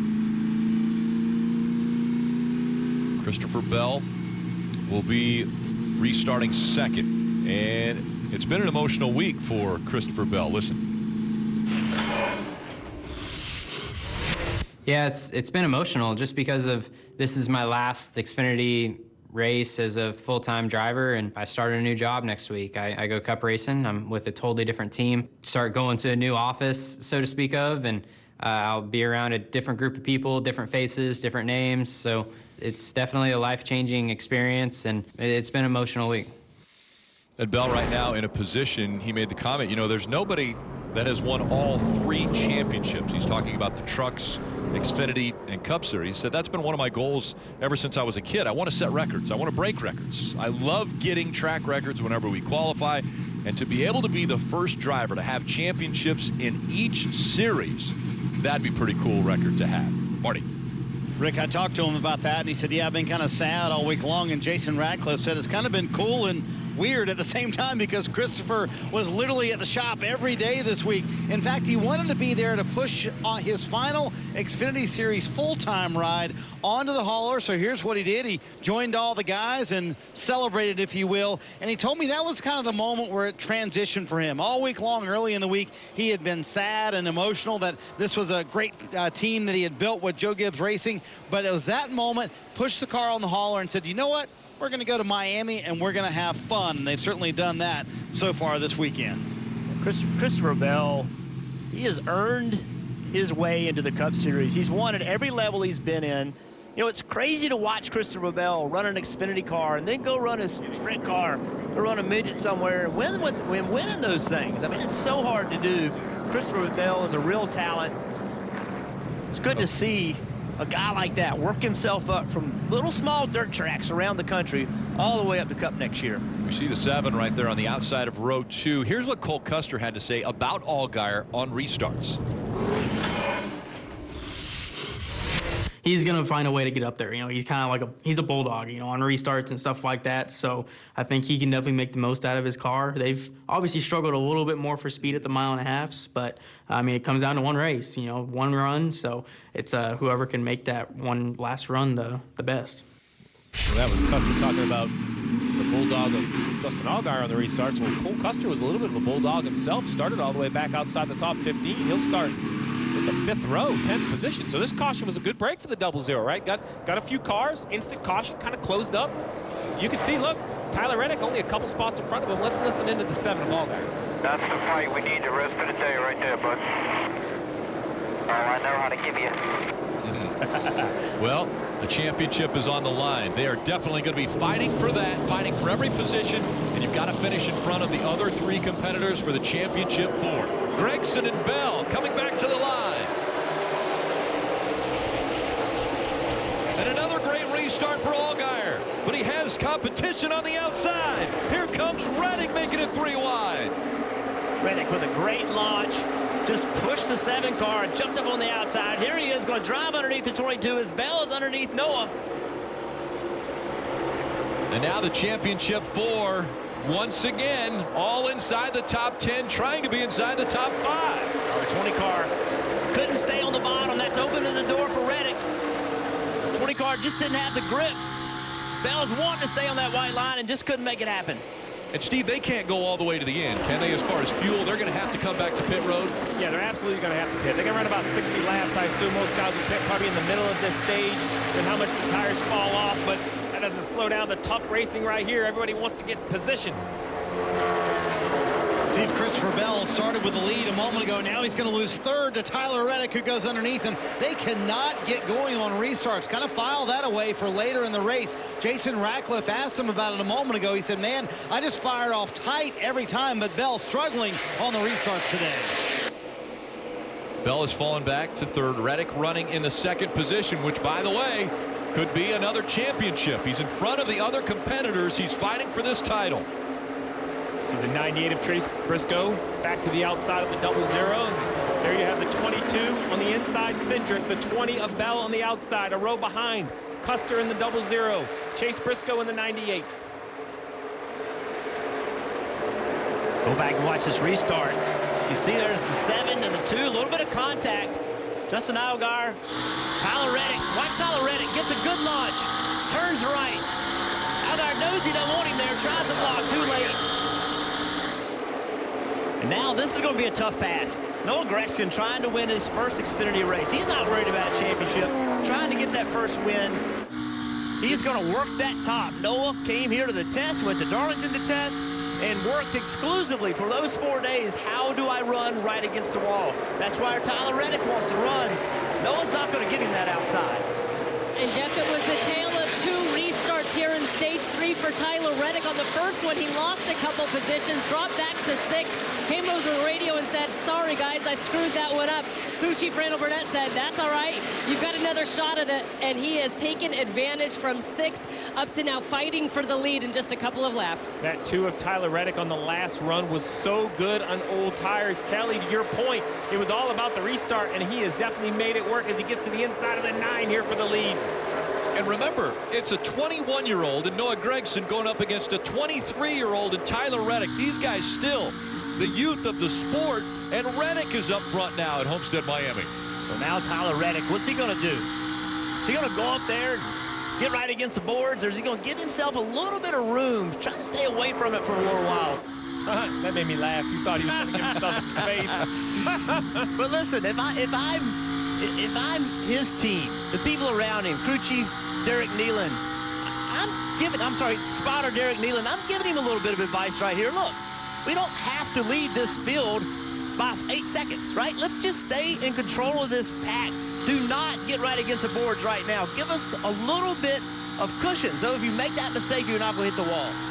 And Jeff, who just went by was that 9 of Noah Gragson. I'm not surprised to sort of see him concede that position and talking to that team and his crew chief, David Owens. He said, look, we're here to win. We've got the speed to do that. But when we're racing those championship 4, we know at times we're probably going to have to concede a position or so to be smart about racing against them, as you saw him racing smart against Reddick. Well, Dave Owens knows what that's about. Remember, he's come here and won 2 different Xfinity Series championships with young drivers, one being Tyler Reddick a year ago. So while Noah Gragson isn't in this championship battle, his crew chief has been here before. And now Bell trying to get to the inside of the 9 and take that second spot away and try to reel in Reddick. Bell up to second. So it's Reddick and Bell, 1 and 2. Then Noah Gragson, Austin Cindric, not a part of the championship 4. Cole Custer, he's up to 5th. I'm really curious to see what Christopher Bell does right here. Where is he going to put his race car? He's going to go right to the white line. He's been open about saying he's got to be better at running the wall. We saw Tyler Reddick get so good on that long run. When does Christopher Bell go to the wall? You don't have to do it right now, but when do you do it? And that's a great point, Jeff, and that's what he means when he said we came here with the wrong mindset last year. He told me Thursday, we came here trying not to lose last year. We didn't come here trying to win. To win at Miami, I feel like you've got to be aggressive, and you have to stay aggressive all day long. So to your point earlier about the 2, maybe playing it a little conservative now. If you're Christopher Bell and Jason Ratcliffe, do you unleash him? Say, hey, go run the wall. See if you can make time. Let's do something different than what Reddick is doing. Yeah, but Marty, I think the thing is, like, the wall isn't great right now. The wall is better. Right against the wall is better on a very long run. So if I'm Christopher Bell, I'm trying to gauge myself right now with Tyler Reddick. Where is he better? Because Tyler's certainly better. And I'm giving my crew chief that information. I'm telling Jason, I need to be better in this area. Giving him time to be thinking about this race car. What adjustments can we be making? That information is huge right now. Rather than giving it with 5 to go before he pits or something, I want my crew chief to be thinking about what kind of changes he can make. Right now, the championship 4 all inside the top 7. Allgaier, the veteran, the underdog, right now in that 7th position. Cole Custer, he's overcome adversity already and moves up to 5th. And then Bell and Reddick right now in the top 2 positions as we go NASCAR nonstop. Tyler Reddick has now opened up a more than 2-second lead over Christopher Bell. The real only information I'm hearing over the radio from the spotter, Derek Nealon, are some lap times. But he has a very famous team owner in Richard Childress who has had something to say over the radio. Everybody just save a little of our stuff here in case they have a caution. We just don't need to get too far out there. He's doing a great job.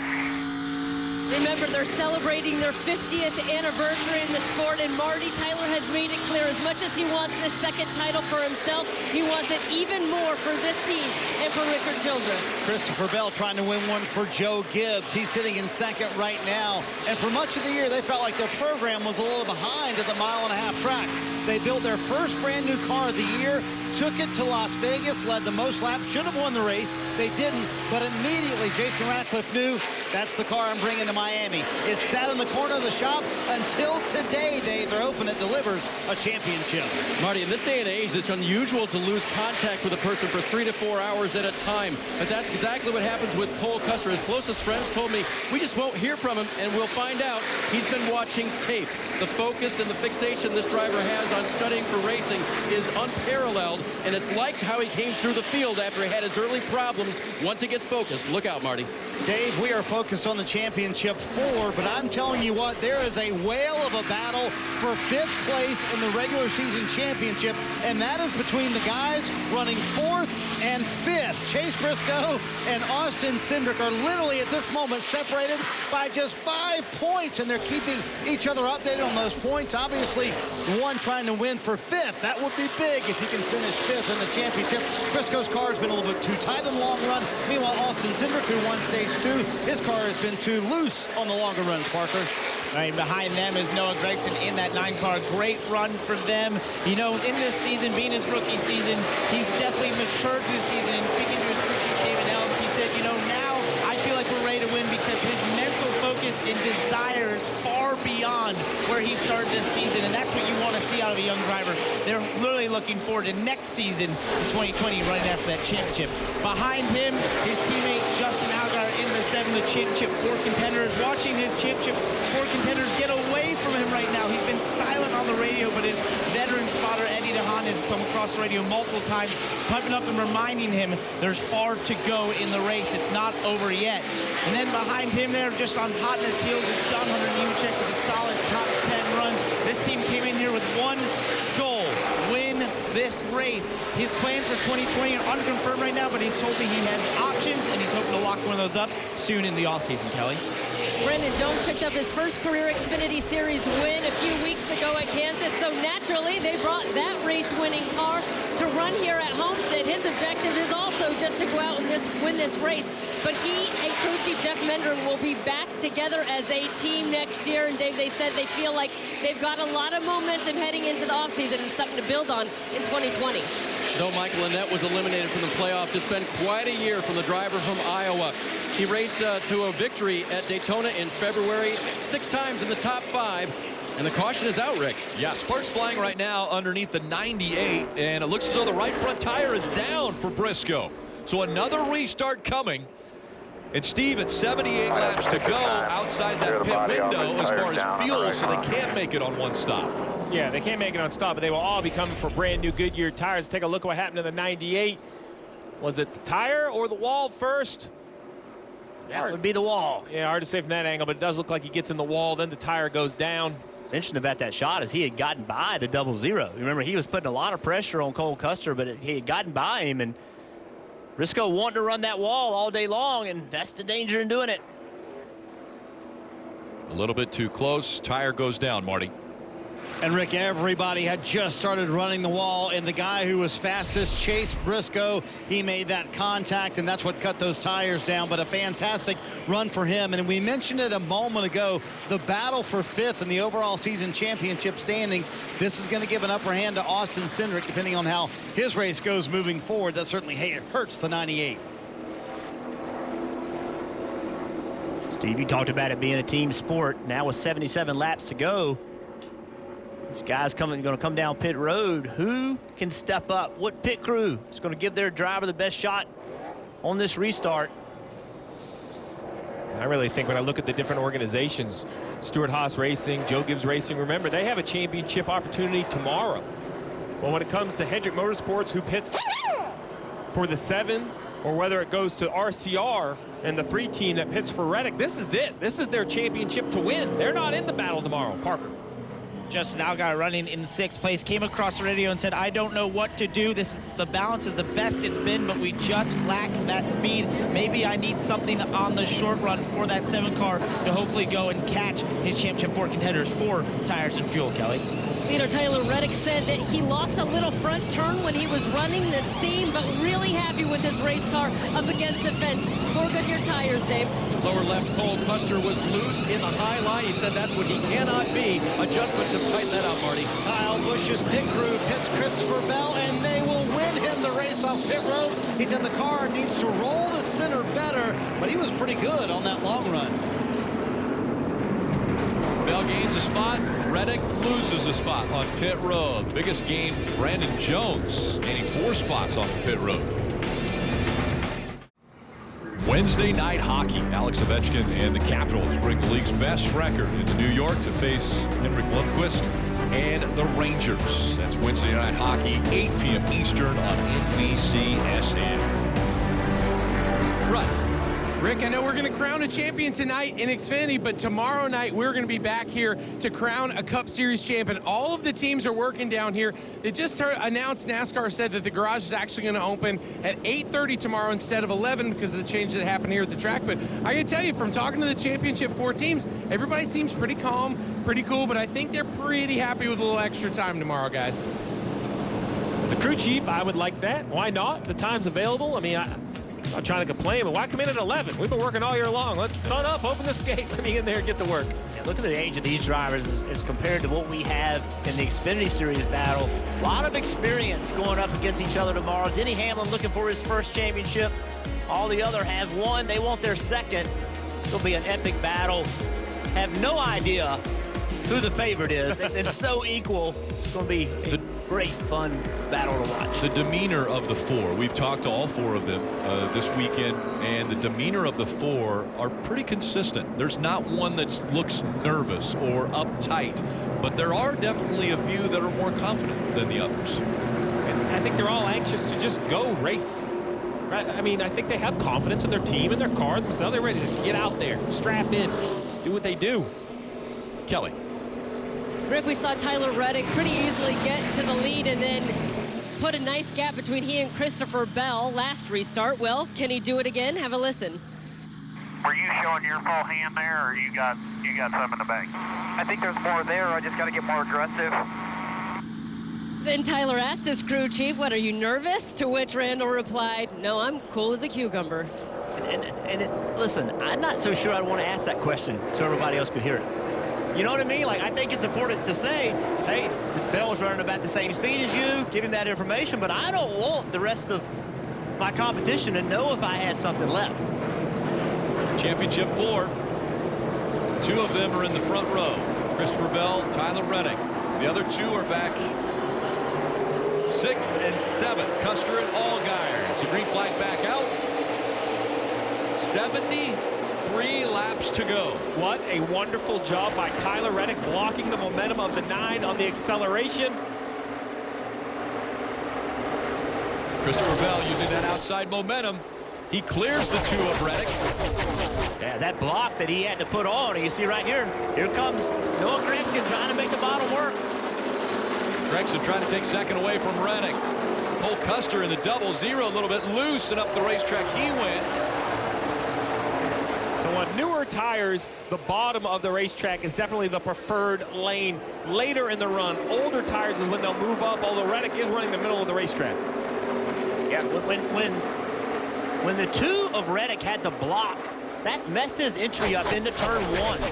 That's why Bell was able to get by him. Austin Cindric trying to clear the 7 of Allgaier. Allgaier running in the middle of the racetrack. It's really tight right here. Allgaier's not going to have patience. He's got to go. See, he's now in the bottom of 3 wide, now 2 wide. You can see the battle for the lead. Reddick on the inside. And up the racetrack he goes, catches it before he gets into the 20. Great job by Bell. Get that left front fender on his right rear quarter panel. Take the air off of him. Does not want to give this lead up right here. Little cat and mouse. What lane? Last time through this end, the 20 went up the banking. The 2 ran the bottom. Now the 20 runs the middle, slides up. The 2's going to have momentum. Will he have a lane off the corner? Look at that shot. Beast. I'm not sure I'd like to see that out of my rearview mirror. That's a great sponsor for him. It is. It is. Here's what makes the top so good. Look how much acceleration he's going to get running higher. Good. Even up. No gain for him. He's leaving. 8. This is Tony Hirschman for the 20 team.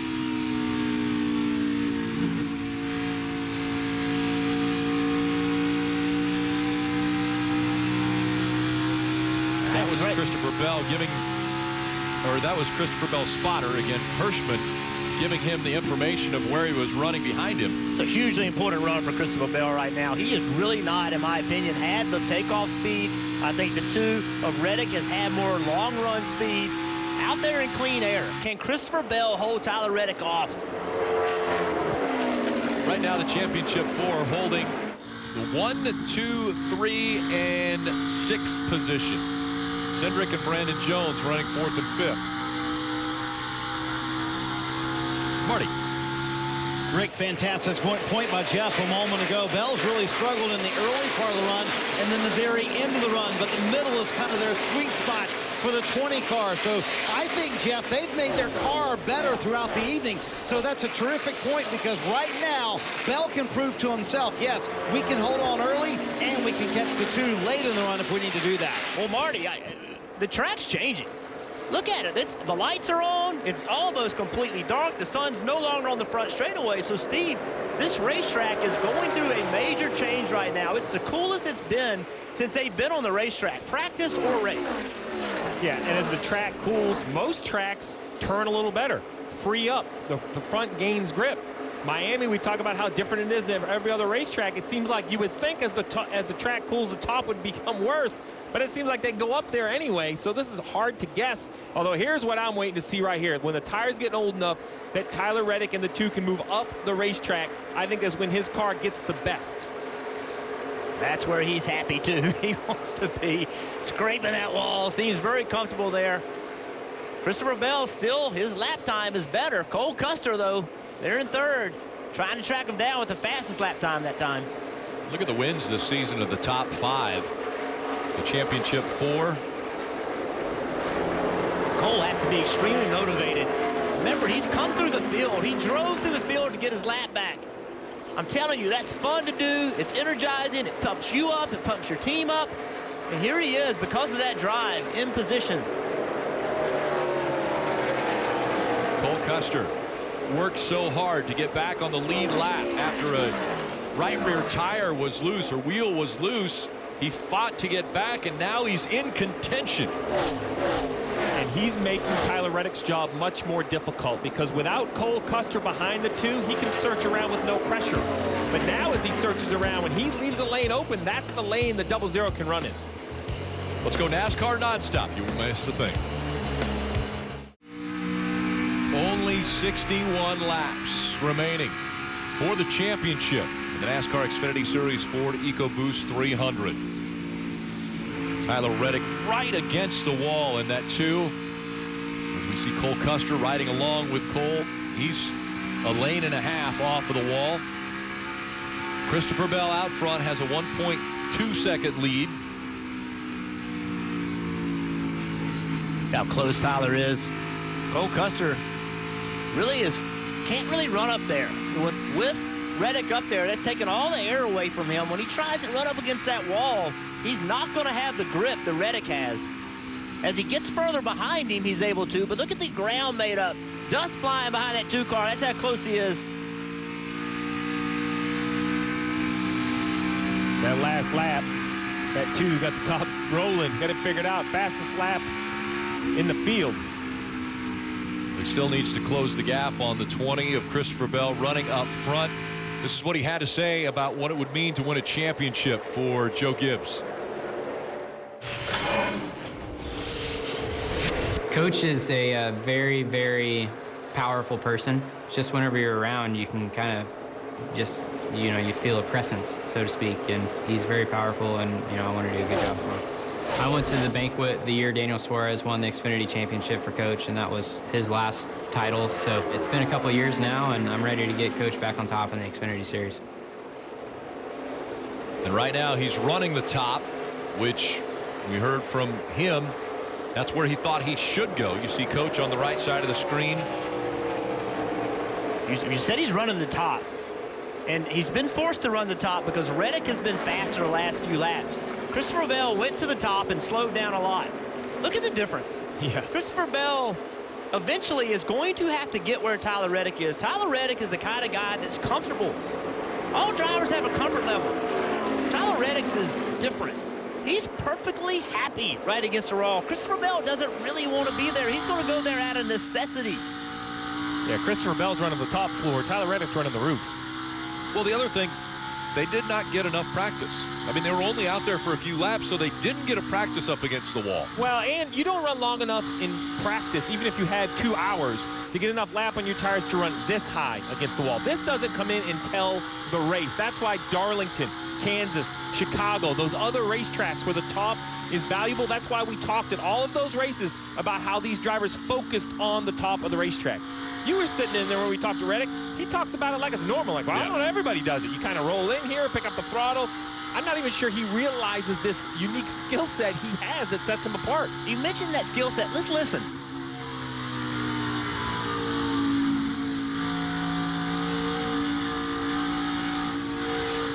Listen to how he uses the throttle. He's on the throttle, off the throttle, on the throttle, off the throttle. That is so unique. How he goes to the throttle with so much aggressiveness. Drives in the corner. Listen.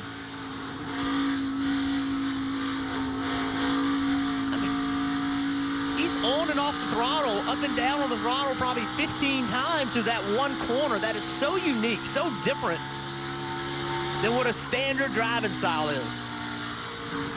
It's working for him. That's the thing about driving a race car. There's not a right or wrong way to do it. It's what works for you and what works for your car. And now they're coming up on lap traffic.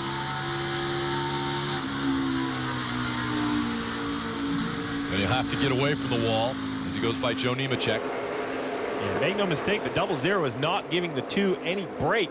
He is right there, just a couple car lengths off the rear bumper. Guys, is it any surprise that these 3 are in this position? It's been like this all year long. Are we in store for a great Rookie of the Year battle in Cup next year? All 3 of these guys going to the Cup Series at the same time. Look at Reddick, sideways off the corner, but making ground doing it. And Allgaier, the underdog, running 5th right now. So it's the big 3 running 1, 2, 3, and Allgaier back there in 5th, separated by Austin Cindric. Yeah, these 3 drivers won 63% of the races, 20 races this season. I mean, they dominate every single category. And they're trying to do it again here at Homestead-Miami. Bell not running the wall, and Reddick taking advantage of that. Now he's closed the gap. A huge run right there. So they're going by Stephen Light. It's a car length and a half, 2 car lengths. Bell back up to the wall, trying to take that line away from Reddick. Look how high Bell is now. He's been forced to go to the top. He no longer can give Tyler Reddick any air. He's got to stay on the wall. If he gives Tyler Reddick some air, gets clean air on the nose, that's going to be an advantage. Look at Bell, and look at the advantage that's going to prevent for Custer. Now Custer's on the bottom. Here they come. The big 3 fighting for the lead. Let's see what Custer does right here. Does he go all the way to the bottom? Do you try it one time? Just drive to the white line. No, he's going to drive straight to the door. And he has to get back out of the gas. Reddick into the gas a little bit quicker. Top 3 separated by less than a half a second. What a drive these 3 are putting together with 51 laps to go. So Cole Custer still trying the middle of the racetrack. Just right there, it's just so hard to carry that momentum on corner exit. I'd love to see him. There's no loss in doing it. Nobody behind him, no pressure. I'd love to see him hang a left, go all the way to the white line. A big run here. Stays in the middle of the track, though. It was 0.3 of a second that separated the last time, and now Cole's going to fall back a little bit after that attempt. So now if I'm Cole Custer, I'm watching that 2 car. I saw him go a lane lower. So now it kind of forces me to be looking at that outside, because if he does present that opportunity, I got to fill it.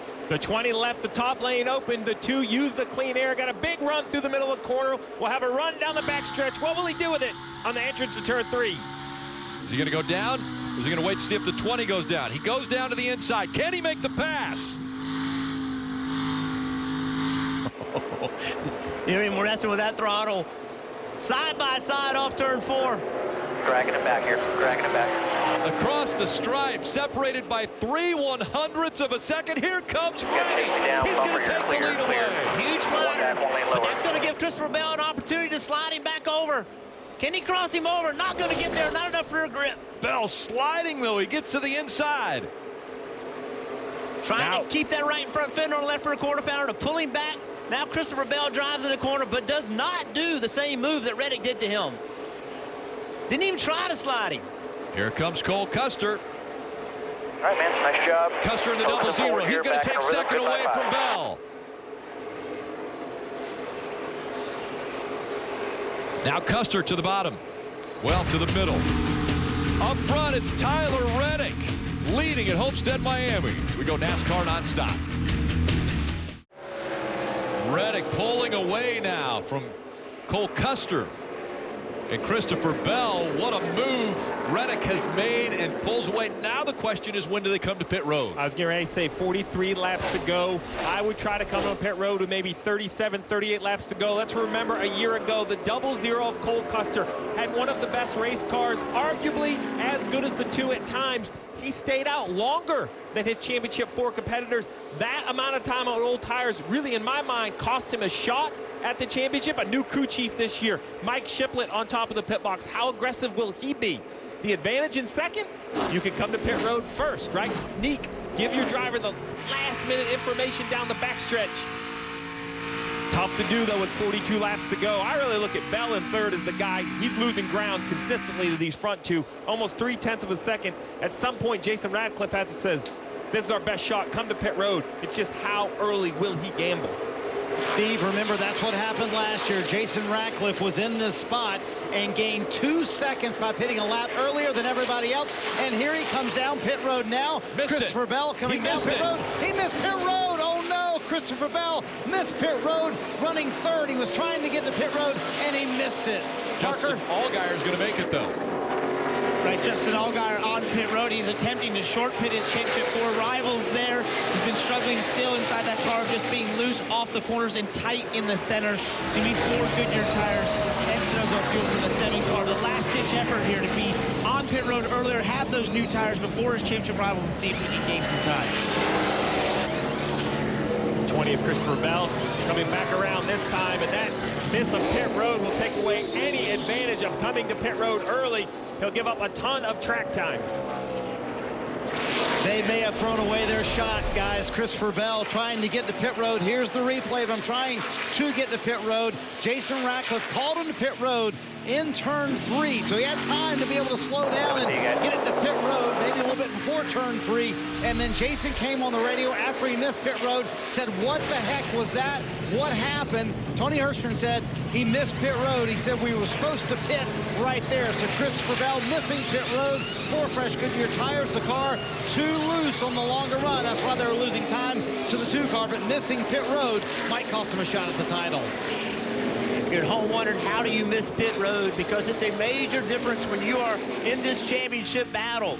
And if you can beat your competition by a second getting on the pit road, that could be the difference between getting the lead with newer tires for a few laps and not having it.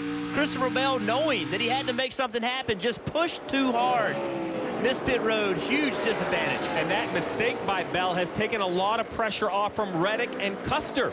They don't feel the pressure to pit right away. I'm a little surprised they're running this long, but they must figure they gained some time with the mistake by the 20, so they're still on the racetrack, 38 laps to go. Steve, Cole Custer doesn't want to come to pit road too early because he only has just 1 set of tires left. Yeah, but at this point, you just have to hope the yellow doesn't come out. I think you have to pit and play for a green flag. We see the 2 coming down the banking. I believe he's pitting. The 00 behind him slowing down. Both are going to try to make pit road. Will they both be successful? Yes, inside the barrels, they make the commitment line. Now the driver's got here, pit crews. It's your time. 4 tires on each car. They'll have to be perfect pit stops, Kelly. And as soon as Tyler Reddick took the lead, he reported that he was just a little bit loose up against the fence, tight running the bottom. And he told his crew chief, Randall Burnett, that he needs to be a little bit tighter when he gets on that throttle. It's going to be 4 Goodyear tires, Dave.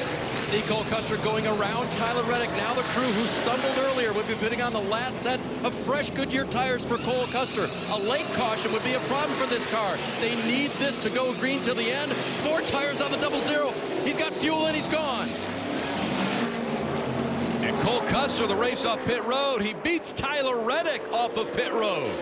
Well, the concern for these 2 right here, not only are they racing each other, but even with that issue that Bell had and Cindric, they're going to be on the racetrack right here going by the leaders, so coming early will still pay off for Bell.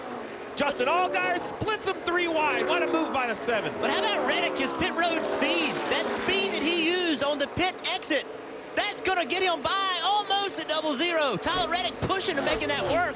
3 wide, fighting for it between the championship 4. A race for the title. They're chasing after Christopher Bell, but look at this, 3 wide for position.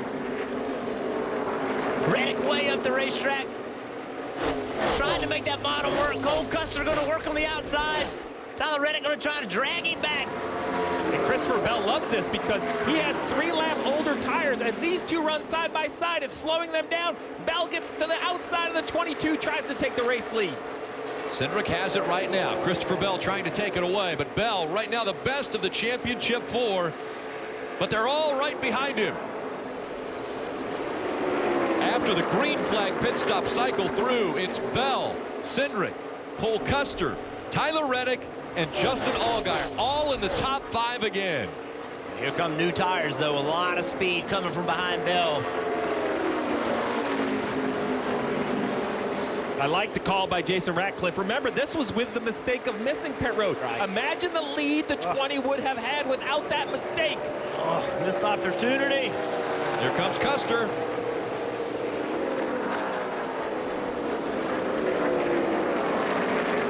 Bell in front of Custer. Now Custer trying to take advantage of those pressure tires. Slides a little bit to the inside. Fight for the lead. Cole Custer. Can he complete the pass as Reddick goes to the high side? Reddick's thinking 2 for 1. He's got to roll the top. That actually was a huge advantage for Cole Custer, because when Reddick jumped on the outside of Bell, it slowed Bell down, gave Custer a little bit of a gap. Now Cole Custer out front with clean air. The championship just 33 laps away. Now Cole Custer needs to go run 33 great laps, and this 00 cannot have a yellow. Remember earlier in the race, the loose wheel, that cost this 00 a set of tires. He has no brand new tires in his pits. The 2 of Reddick, the 20 of Bell, they have tires left. A yellow will end the championship hopes of the 00. If it stays green, it is a level playing field. If the caution comes out, Cole Custer is going to have to dig out of a hole. But right now, Custer in front of Reddick and Bell for the title. Custer 0.6 of a second in front of Reddick now, looking for a title. Bell running third of the championship four. The big three are running 1, 2, and 3. Allgaier has fallen back to the 7th spot now. Cindric, Gregson, and Briscoe in between. Rick, as a crew chief now, you're trying to figure out what your role is in this race. You've called your driver to pit road. You've made your adjustments, perhaps your final adjustments. You got to communicate in case you have a yellow, what else you need. But now you're kind of a cheerleader, a little bit of a psychiatrist, trying to make sure your driver's dialed in. Give them the information, whether it's lap time or line, or some drivers, just be quiet. Say nothing. Let your driver do the work. It's been a year. We've been working together for a year to get to this point. We should know that by now without having to communicate. Crew chief, spotter should be given that information that the driver needs. And if you don't know that by now, you haven't been working hard enough. You should know exactly what your driver needs. Cole Custer, Tyler Reddick, Christopher Bell. They have been known as the big three all season long because of the success, the wins that they've had. This is what they said they would do at the end of the race for a championship. I'd say there aren't any rules. I mean, we've had to race really hard. We've had to be smart at times. When a championship's on the line and you run a guy down from 2-3 seconds back in the closing laps, I'd say all hats are off. It would be extremely difficult for me to wreck somebody on purpose to win the championship. I don't know if I could ever come to that, but whenever it's the heat of the moment, you can't really speak of what you're going to do. You're going to be racing and do whatever you can to win, but at the same time, I mean, you don't want to wreck somebody to win or, have it be dirty. So I think you want to have some integrity when you cross the finish line. It's never fun to, look back on it and say, that really, I shouldn't have done that. That wasn't worth it. So I think we're going to do just about anything to win, but, you still got to keep a little bit of integrity. Reddick had a run, and I noticed the right side tires. It looks like the letters are worn off. Did he get into the wall right there as he was coming up on the 00? Absolutely. Off turn 4, he made contact. Has taken the Goodyears off both right side tires. It's not going to be the last time. They're going to both be in the wall here. They're going to have to be. They're going to have to push the cars so hard. Cole Custer, you see what he's done? He's up against that line, and that Reddick line right against the wall. He knows he has to be. And this right here for Cole Custer, if his car is just a little bit loose against that wall, if Tyler Reddick can get to his rear bumper, not even touch him, just pull the air off the spoiler while he's right against the wall, he can make his car drive really bad and try to induce some contact. There it was, right there, coming off of turn 4, got into the wall. That's Tyler Reddick, man. That ain't hitting the wall. The right rear tire would disagree. The right rear tire would say, no, I hit the wall. Thank you. Look at that. And look at this. Goal in the wall. Custer right up against the wall. You're going to have to be. This is 2 guys with a championship on the line, getting everything they can out of their race cars. They're going to push a little too hard. They're learning, Jeff. These are the youth. Look how loose. See that? See that, the 00, how loose he was when the 2 got behind him? That's what Reddick's plan is. Reddick's got to get to him. Get that momentum slowed down. When you get there, so whatever you got to do. They're 6 seconds now in front of Christopher Bell. These 2 have separated themselves. 2 trying to fight for a championship. Custer in front. Reddick has one. He won a year ago. Custer hungry to get that one. You can't make a mistake now. Look at Jeff, how difficult is it? How hard is it to run that line at the speeds they're running? It's so hard. Remember, they're doing this with the championship on the line, too, so the anxiety level is already way up. This isn't a practice session. 181 miles an hour we saw out of Cole Custer as he entered the turn right up against the wall. So if you're Tyler Reddick, are you looking for a pass, Jeff, or are you testing Cole Custer, seeing if he can run 20 laps without a mistake? I'm pushing. I'm just pushing the issue as hard as I can. Listen, look at where they're running. It's so easy to make a mistake here. If I'm Reddick, I'm just pushing the issue to try to put him in the wall. Not hit him, but force Custer to overdrive that car just a little bit. And the lap traffic have been cordial. They've gotten out of their way. This is for the championship, for the title. Saw that run right there with the 2-car. You saw him catch the 0-0 real quick. That's Tyler Reddick just stabbing the throttle in the middle, trying to get to that rear bumper. Pull the air off of it. 19 laps to go. Here comes Reddick. He's going to try the slide job. It's a slider. Going to actually clear him by a huge amount. And Custer goes down low after he did. Can he come back on the inside? Not enough momentum. Still clear. And I don't think this is a corner you can make that work. One lane lower. Going to go all the way to the bottom, trying to make that. And right across. Big He slide. does it. He does the slide job, and here comes Reddick crossing it back over for the lead. Quarter, That's the bumper, problem with clear this exit, end of the clear corner, exit. this end of the racetrack trying to do that. To do it, you lose so much momentum. Custer's got to get some forward momentum and try to slide him in 1, not in 3. 4 times these two have run first and second. Only once has it been Tyler Reddick the victor. It was here a year ago. Cole Custer knows Tyler Reddick's moves. Reddick knows Custer's. Now he's got to regroup. Cole Custer has dropped back. He's 5-6 car lengths behind Tyler Reddick. Yeah, this is where Cole Custer, you know, in other sports, this is where the, you know, late in the game, this is where the quarterback throws an interception trying to make something happen, right? Cole Custer can't let that happen. He's got to try to take the next 5 laps and find something a little different. Try to find some speed, and if at that point he hasn't found it, then you got to try to make something happen, and maybe you make a mistake, and it's okay. But right now, just try to find something small. I learned a year ago not to question Tyler Reddick's resolve running up against the wall. You and I, Jeff, lap after lap, why is he so high as he was driving away? He pulled it off and proved us all wrong. The risk is worth the reward. Here he is a year later, 17 laps to go. He's cleared the 0-0 by a half a second.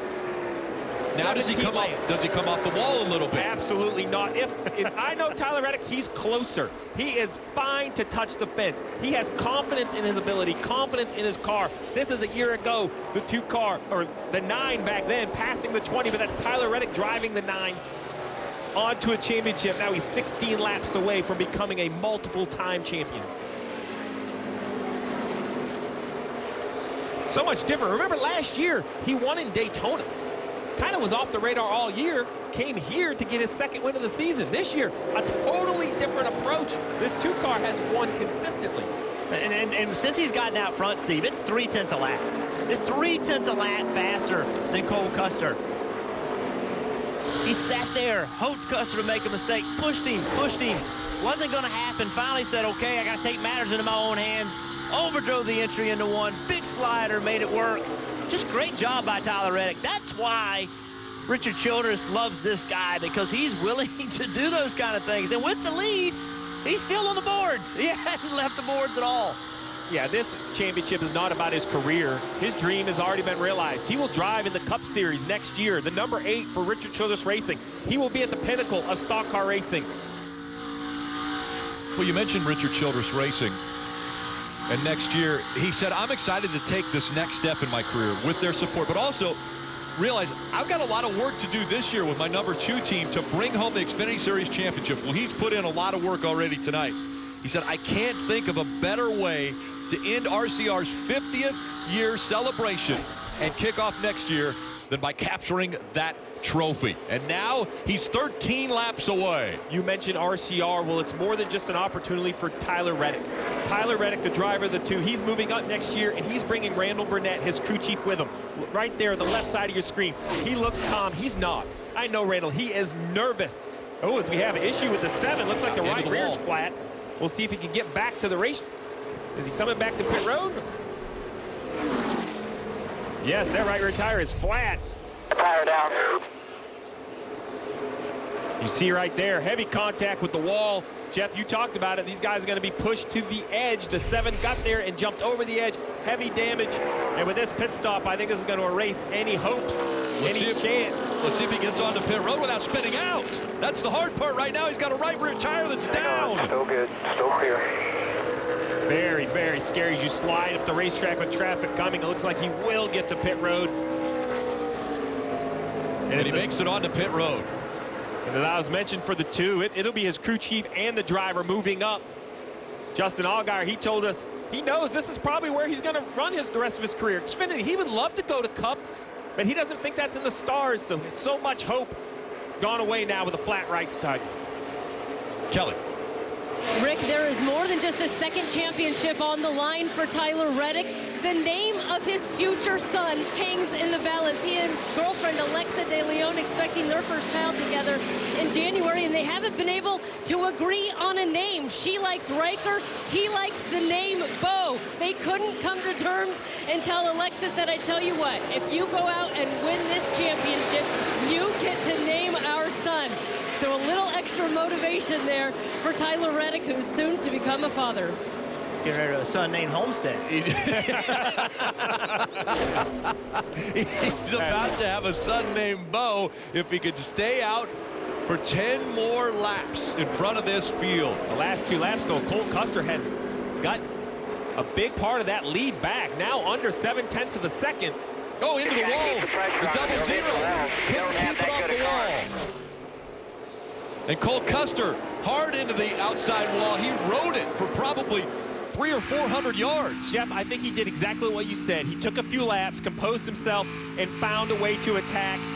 He had no choice. He had to take the last few inches, and unfortunately right here, the last few inches were just too much for the double zero. Just in that situation, what are you going to do? Can't go down without swinging.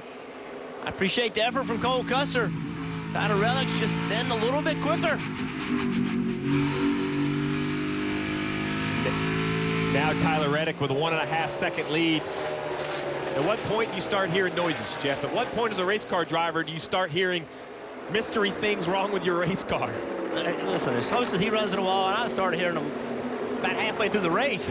I mean, you know, he just puts his car in. Look, he's got this huge lead, and he's still against the wall. He's going to try and accomplish something that very few have been able to do. Back-to-back Xfinity Series championships. Sam R did it. He did it back in '83 and '84. Then next it was done by Larry Pearson, '86 and '87. Randy LaJoie was able to do it '96 and '97. And then you had to be a junior. Dale Earnhardt Jr., '98 and '99. Martin Truex Jr., 04 and 05. And Ricky Stenhouse Jr. most recently in 2011 and 12. Rick, the one big difference for Tyler Reddick, 2 different race teams, 2 different organizations. Last year with Junior Motorsports, this year with Richard Childress Racing. And you're seeing the 7 of Allgaier getting by Reddick, but Reddick obviously a lap on him, and so Allgaier now just 1 lap down as Reddick continues to dig. We saw him sideways. Don't you watch Tyler Reddick with almost a 3-second lead with a championship on the line. He hadn't backed down, he hadn't slowed down. He's sideways into the corner, off the corner. Is that why Richard Childress compared him to Cale Yarborough? Because he drives this aggressively and this is how hard he drives? He is, and I had this conversation with his crew chief. Why?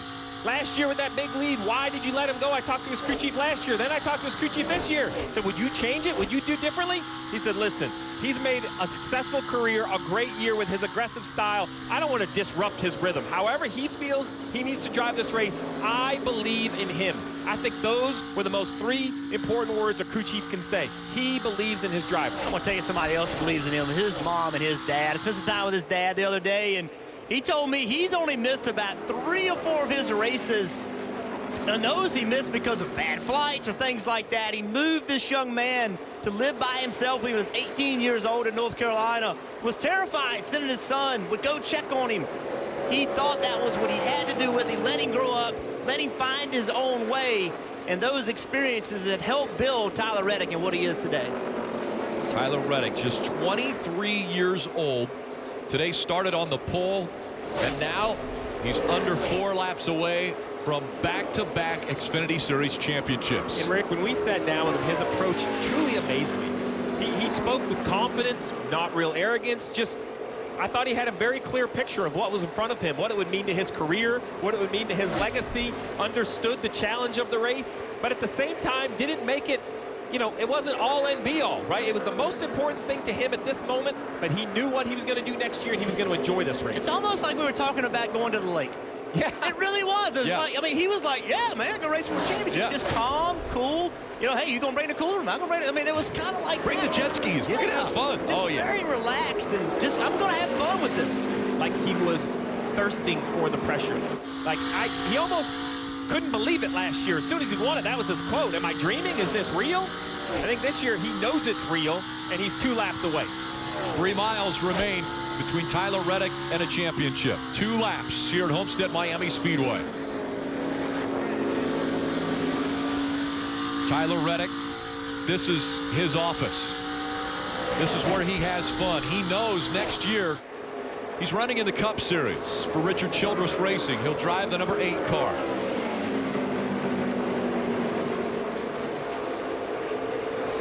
He has worked extremely hard tonight. A 1.8-second lead. Give me one And more now- nice smooth lap here. You'll be a 2-time champion by 15 to the 00. 1 lap to go, presented by Credit One Bank. Tyler Reddick for the final time down the backstretch. The gap between Reddick and Custer, 1.4 seconds. That's the difference between a championship and running runner-up. It's taken a win every year to win the title. And now Tyler Reddick, he's going to join the greats of the Xfinity Series. Tyler Reddick has won again at Homestead. Thank you, Richard, Randall, Danny, all you guys. Oh my God. Owen, that was for all you guys at RCO, baby. Thank you. Proud of you, buddy. You done the job.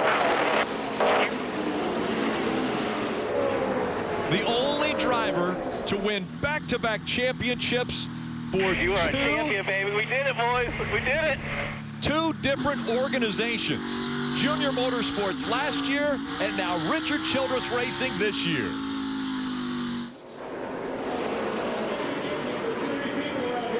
Reddick wins the race and the championship.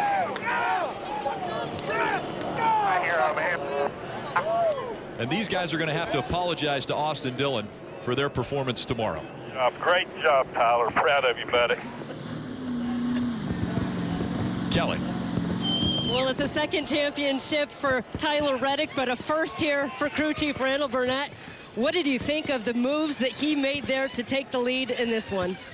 That was amazing, man. To have, you know, Cole and Tyler and even Christopher before he had his little bit of trouble there.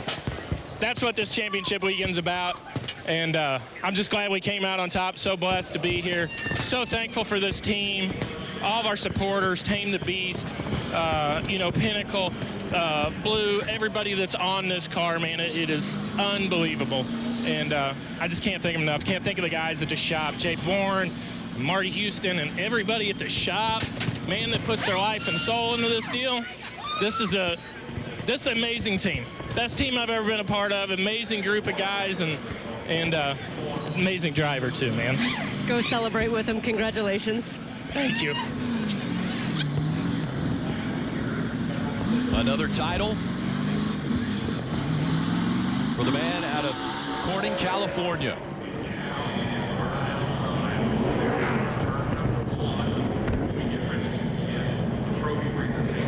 Clarence and Jerry, his dad and mom, Haley, his sister. So proud of what Tyler Reddick has been able to do and what he loves to do. Drive a race car.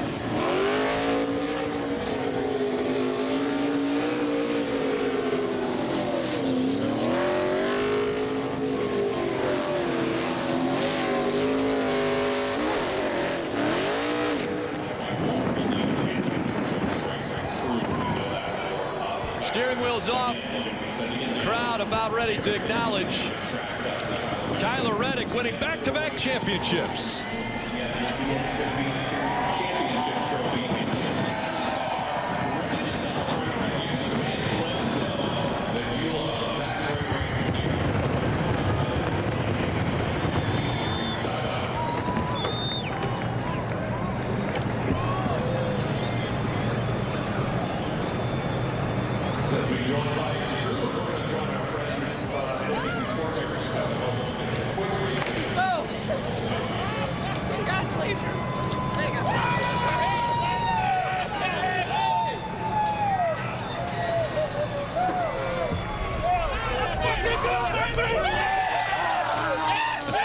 First to him, Paul Swan. The crew members there.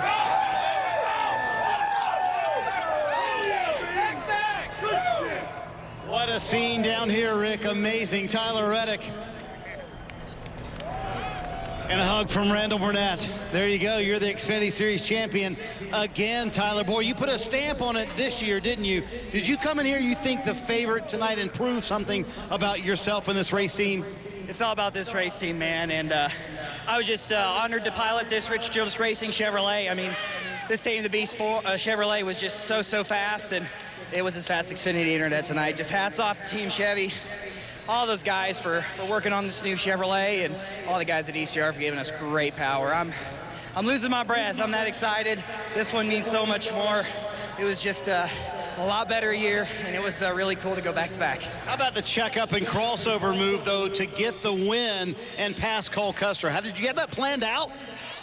I wouldn't say I had it planned out, but I made a lot of mistakes around Cole tonight, and he wasn't happy about it, so I knew he was going to race me hard there. All right, let's talk about the emotion of winning back-to-back championships. You put yourself in an elite category, but you put yourself in a category that only you own. We're doing it with two different teams. How significant is that? It's awesome. I mean, this team, man, I was a driver that would overdrive, make mistakes, and couldn't compete on any tracks but like these, so they made me a more well-rounded driver, and we were able to close out with the regular season championship and then roll into the playoffs with momentum, and once we got here, we were in good shape. How about winning it for Richard Childress? This is a guy who took a chance on you and said, hey, I'm going to make you a Cup driver in 2020. It's all about Richard, man. He's the one that believed I could be a champion, and before I even won the first one, and I was just really glad to keep him true to his promise. The young man from California goes back-to-back here in the NASCAR Xfinity Series. Danny Lawrence, who runs the program at the Xfinity shop for Richard Childress Racing, in with a big hug as well. Tyler Reddick, your champion, Rick. All smiles for everybody on the two team. Cole Custer has to settle for second again at Homestead-Miami Speedway. Cole, describe for us those last laps when you were trying to catch Tyler back.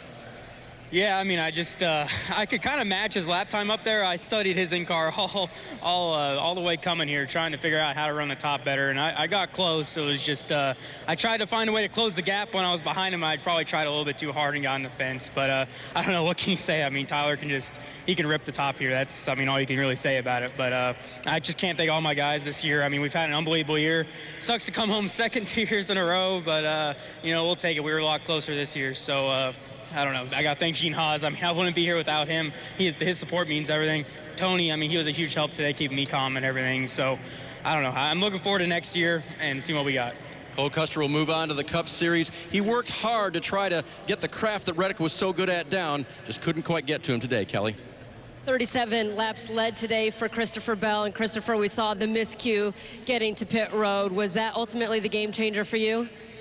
It didn't help, but we got beat by, I think, 17 seconds there. So ultimately, it didn't matter. We just, for some reason, just can't hit on what I need to be able to get around this place for, you know, a 30, 40 lap run. All right, 8 wins still on this season, so a lot of positives. How will you remember this, your final season in the Xfinity Series? Just a lot of fun racing with this group of people. This whole group on this number 20 car, driving for Coach Gibbs, is a lot of fun to drive for, and very thankful that I got to spend some time here in the Xfinity Series. These cars are a ton of fun to drive, so I'm ready for the next chapter. Congrats on a great season. Thank you.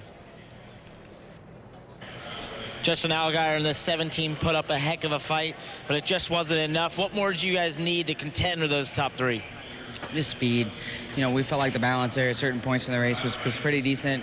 And even when we were at our best, they still were driving away from us. So just disappointing. You know, these guys work way too hard over the summer. build great race cars, everybody back in the shop, everybody at Junior Motorsports. You know, it's disappointing to not be running well and then to get the fence at the end there. Just got super loose with about 20 to go and just hanging on to it. Unfortunately, got the fence, but just a bummer of a night. But again, can't thank everybody at Chevrolet. Glad to see get a Chevy as a champion here, so congrats to Tyler and that whole team at RCR. Like I said, just disappointed. Proud of all of our guys back at the shop, but just disappointed. What about this season, though? I mean, you know, you guys came in this and you told me we're basically the 4th best car, so we had nothing to lose. I mean, when you look at this season, just being here fighting for a championship must have been a win in some respects. Yeah, I mean, you know, I feel like we've done a great job over the summer of kind of riding the ship and getting to where we needed to be at, and you know, the effort that we've put in to get us to this point has been huge, and you know, we pointed our way in. We had a great playoff, and then to get the win at Phoenix was huge. Just needed to be a bit better tonight. But huge thanks to Xfinity for all they do for this sport, this series, and yeah, we'll come back next year and hopefully go at it again. Just not enough speed for Justin Allgaier in this 17. But Harper's there to give him a hug, so that can't be a bad thing for Justin Allgaier. Tyler Reddick is making his way to the championship stage, and while he makes his way there, you look at the numbers for Tyler Reddick and what he was able to do this year, his second Xfinity Series championship, again with 2 different teams. He's the only one that has been able to do that, to accomplish that feat. And I think when you look at what happened in this race, he fought for this championship, he fought for this title, but it was a full season. Tyler Reddick put together a great season in 2019, and definitely he's the great champion for them.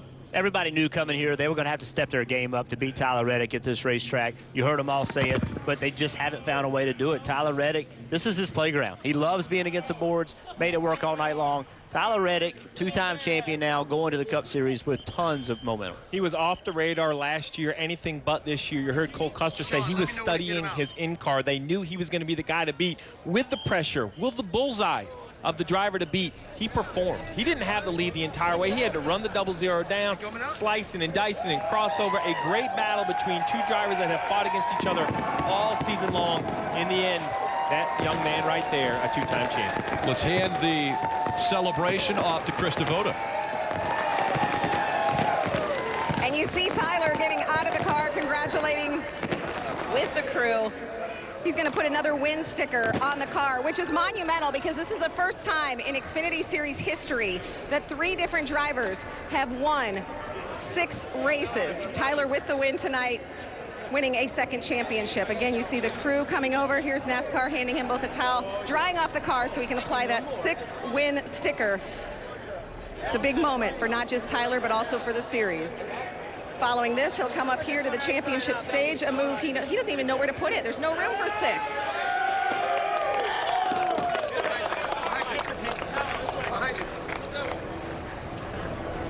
And he'll make his way up here to us in just a few moments. Richard Childress standing close by. We're up here to do the championship presentation in just a few moments. Again, this is Tyler's 2nd consecutive championship, so he'll be well versed in how to do this.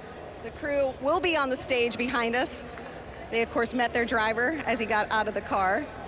What a race in Homestead-Miami. As you see, he's getting mic'd up for some different things that he'll do here, but he points to the 6-win sticker. Again, the first time in Xfinity Series history, 3 different drivers have won 6 races. Tyler Reddick joining Cole Custer and Christopher Bell. Here he comes, making his way up here to the championship stage.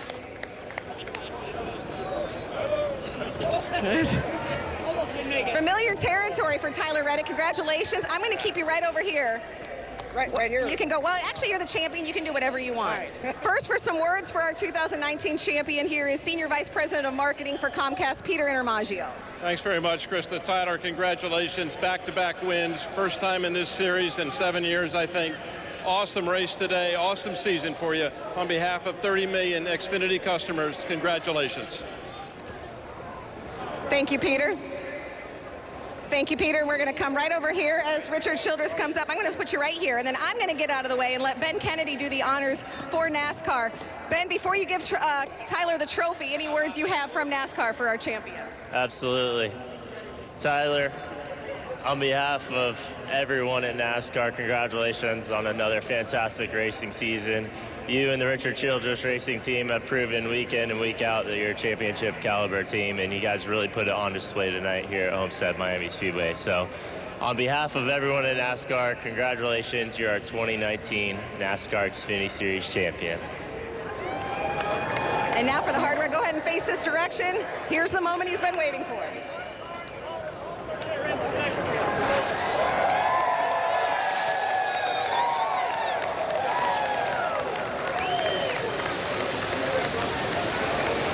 As Tyler gets to stare at this trophy for a second, I'm going to talk to you in just a minute. I know you're ready for an interview, but I want to talk to this guy as well. 50 years. How about that? Rick, you just leaned in and said, how about that for 50 years of racing? It's amazing, unbelievable. It just shows the strength of all the people that's with RCR and our sponsors, our manufacturer, and our great drivers, Tyler Reddick, our whole team, Randall, put together, and we're excited about tonight, but even excited about next year. Absolutely. Your 5th Xfinity Series championship with this one with Tyler Reddick. Thank you, Richard. Congratulations. Let's talk to the champ. I mean, last year, I guess surprise might have been the word. This year felt like a statement.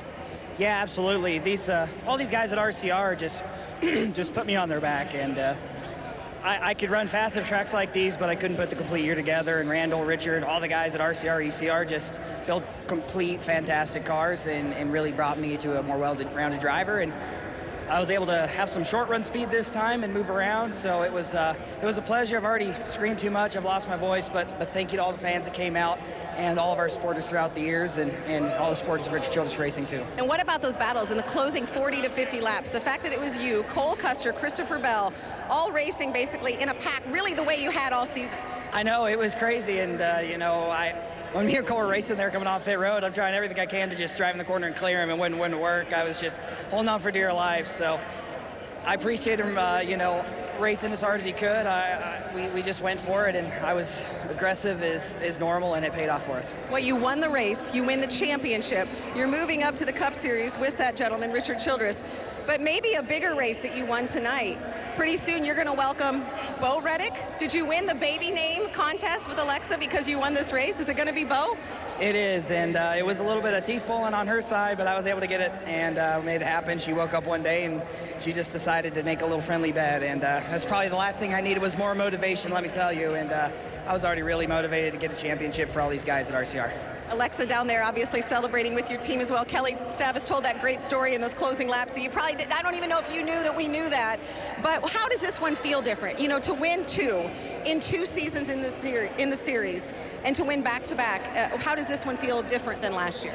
We were just really consistent, and we just were more complete on all the racetracks, and Junior Motorsports had their hands full with me. I had a lot to learn, and it was really sweet that Dave Ellens and a bunch of the 9 team could pull through and win that championship a year ago. But all these guys, they put my issues and my struggles on their backs, and we were able to go and attack these racetracks that I normally couldn't finish at and run really well. So it was just an awesome year. We were really consistent, had the most top 5s by quite a few, and we didn't have the laps led, but we showed up when it counted and we get the finishes. You also give Randall Burnett his first Xfinity championship.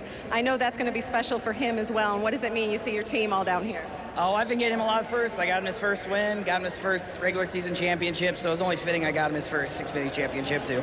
Well, congratulations, Tyler Reddick, your 2018 and now 2019 Xfinity Series champion. A back-to-back champion.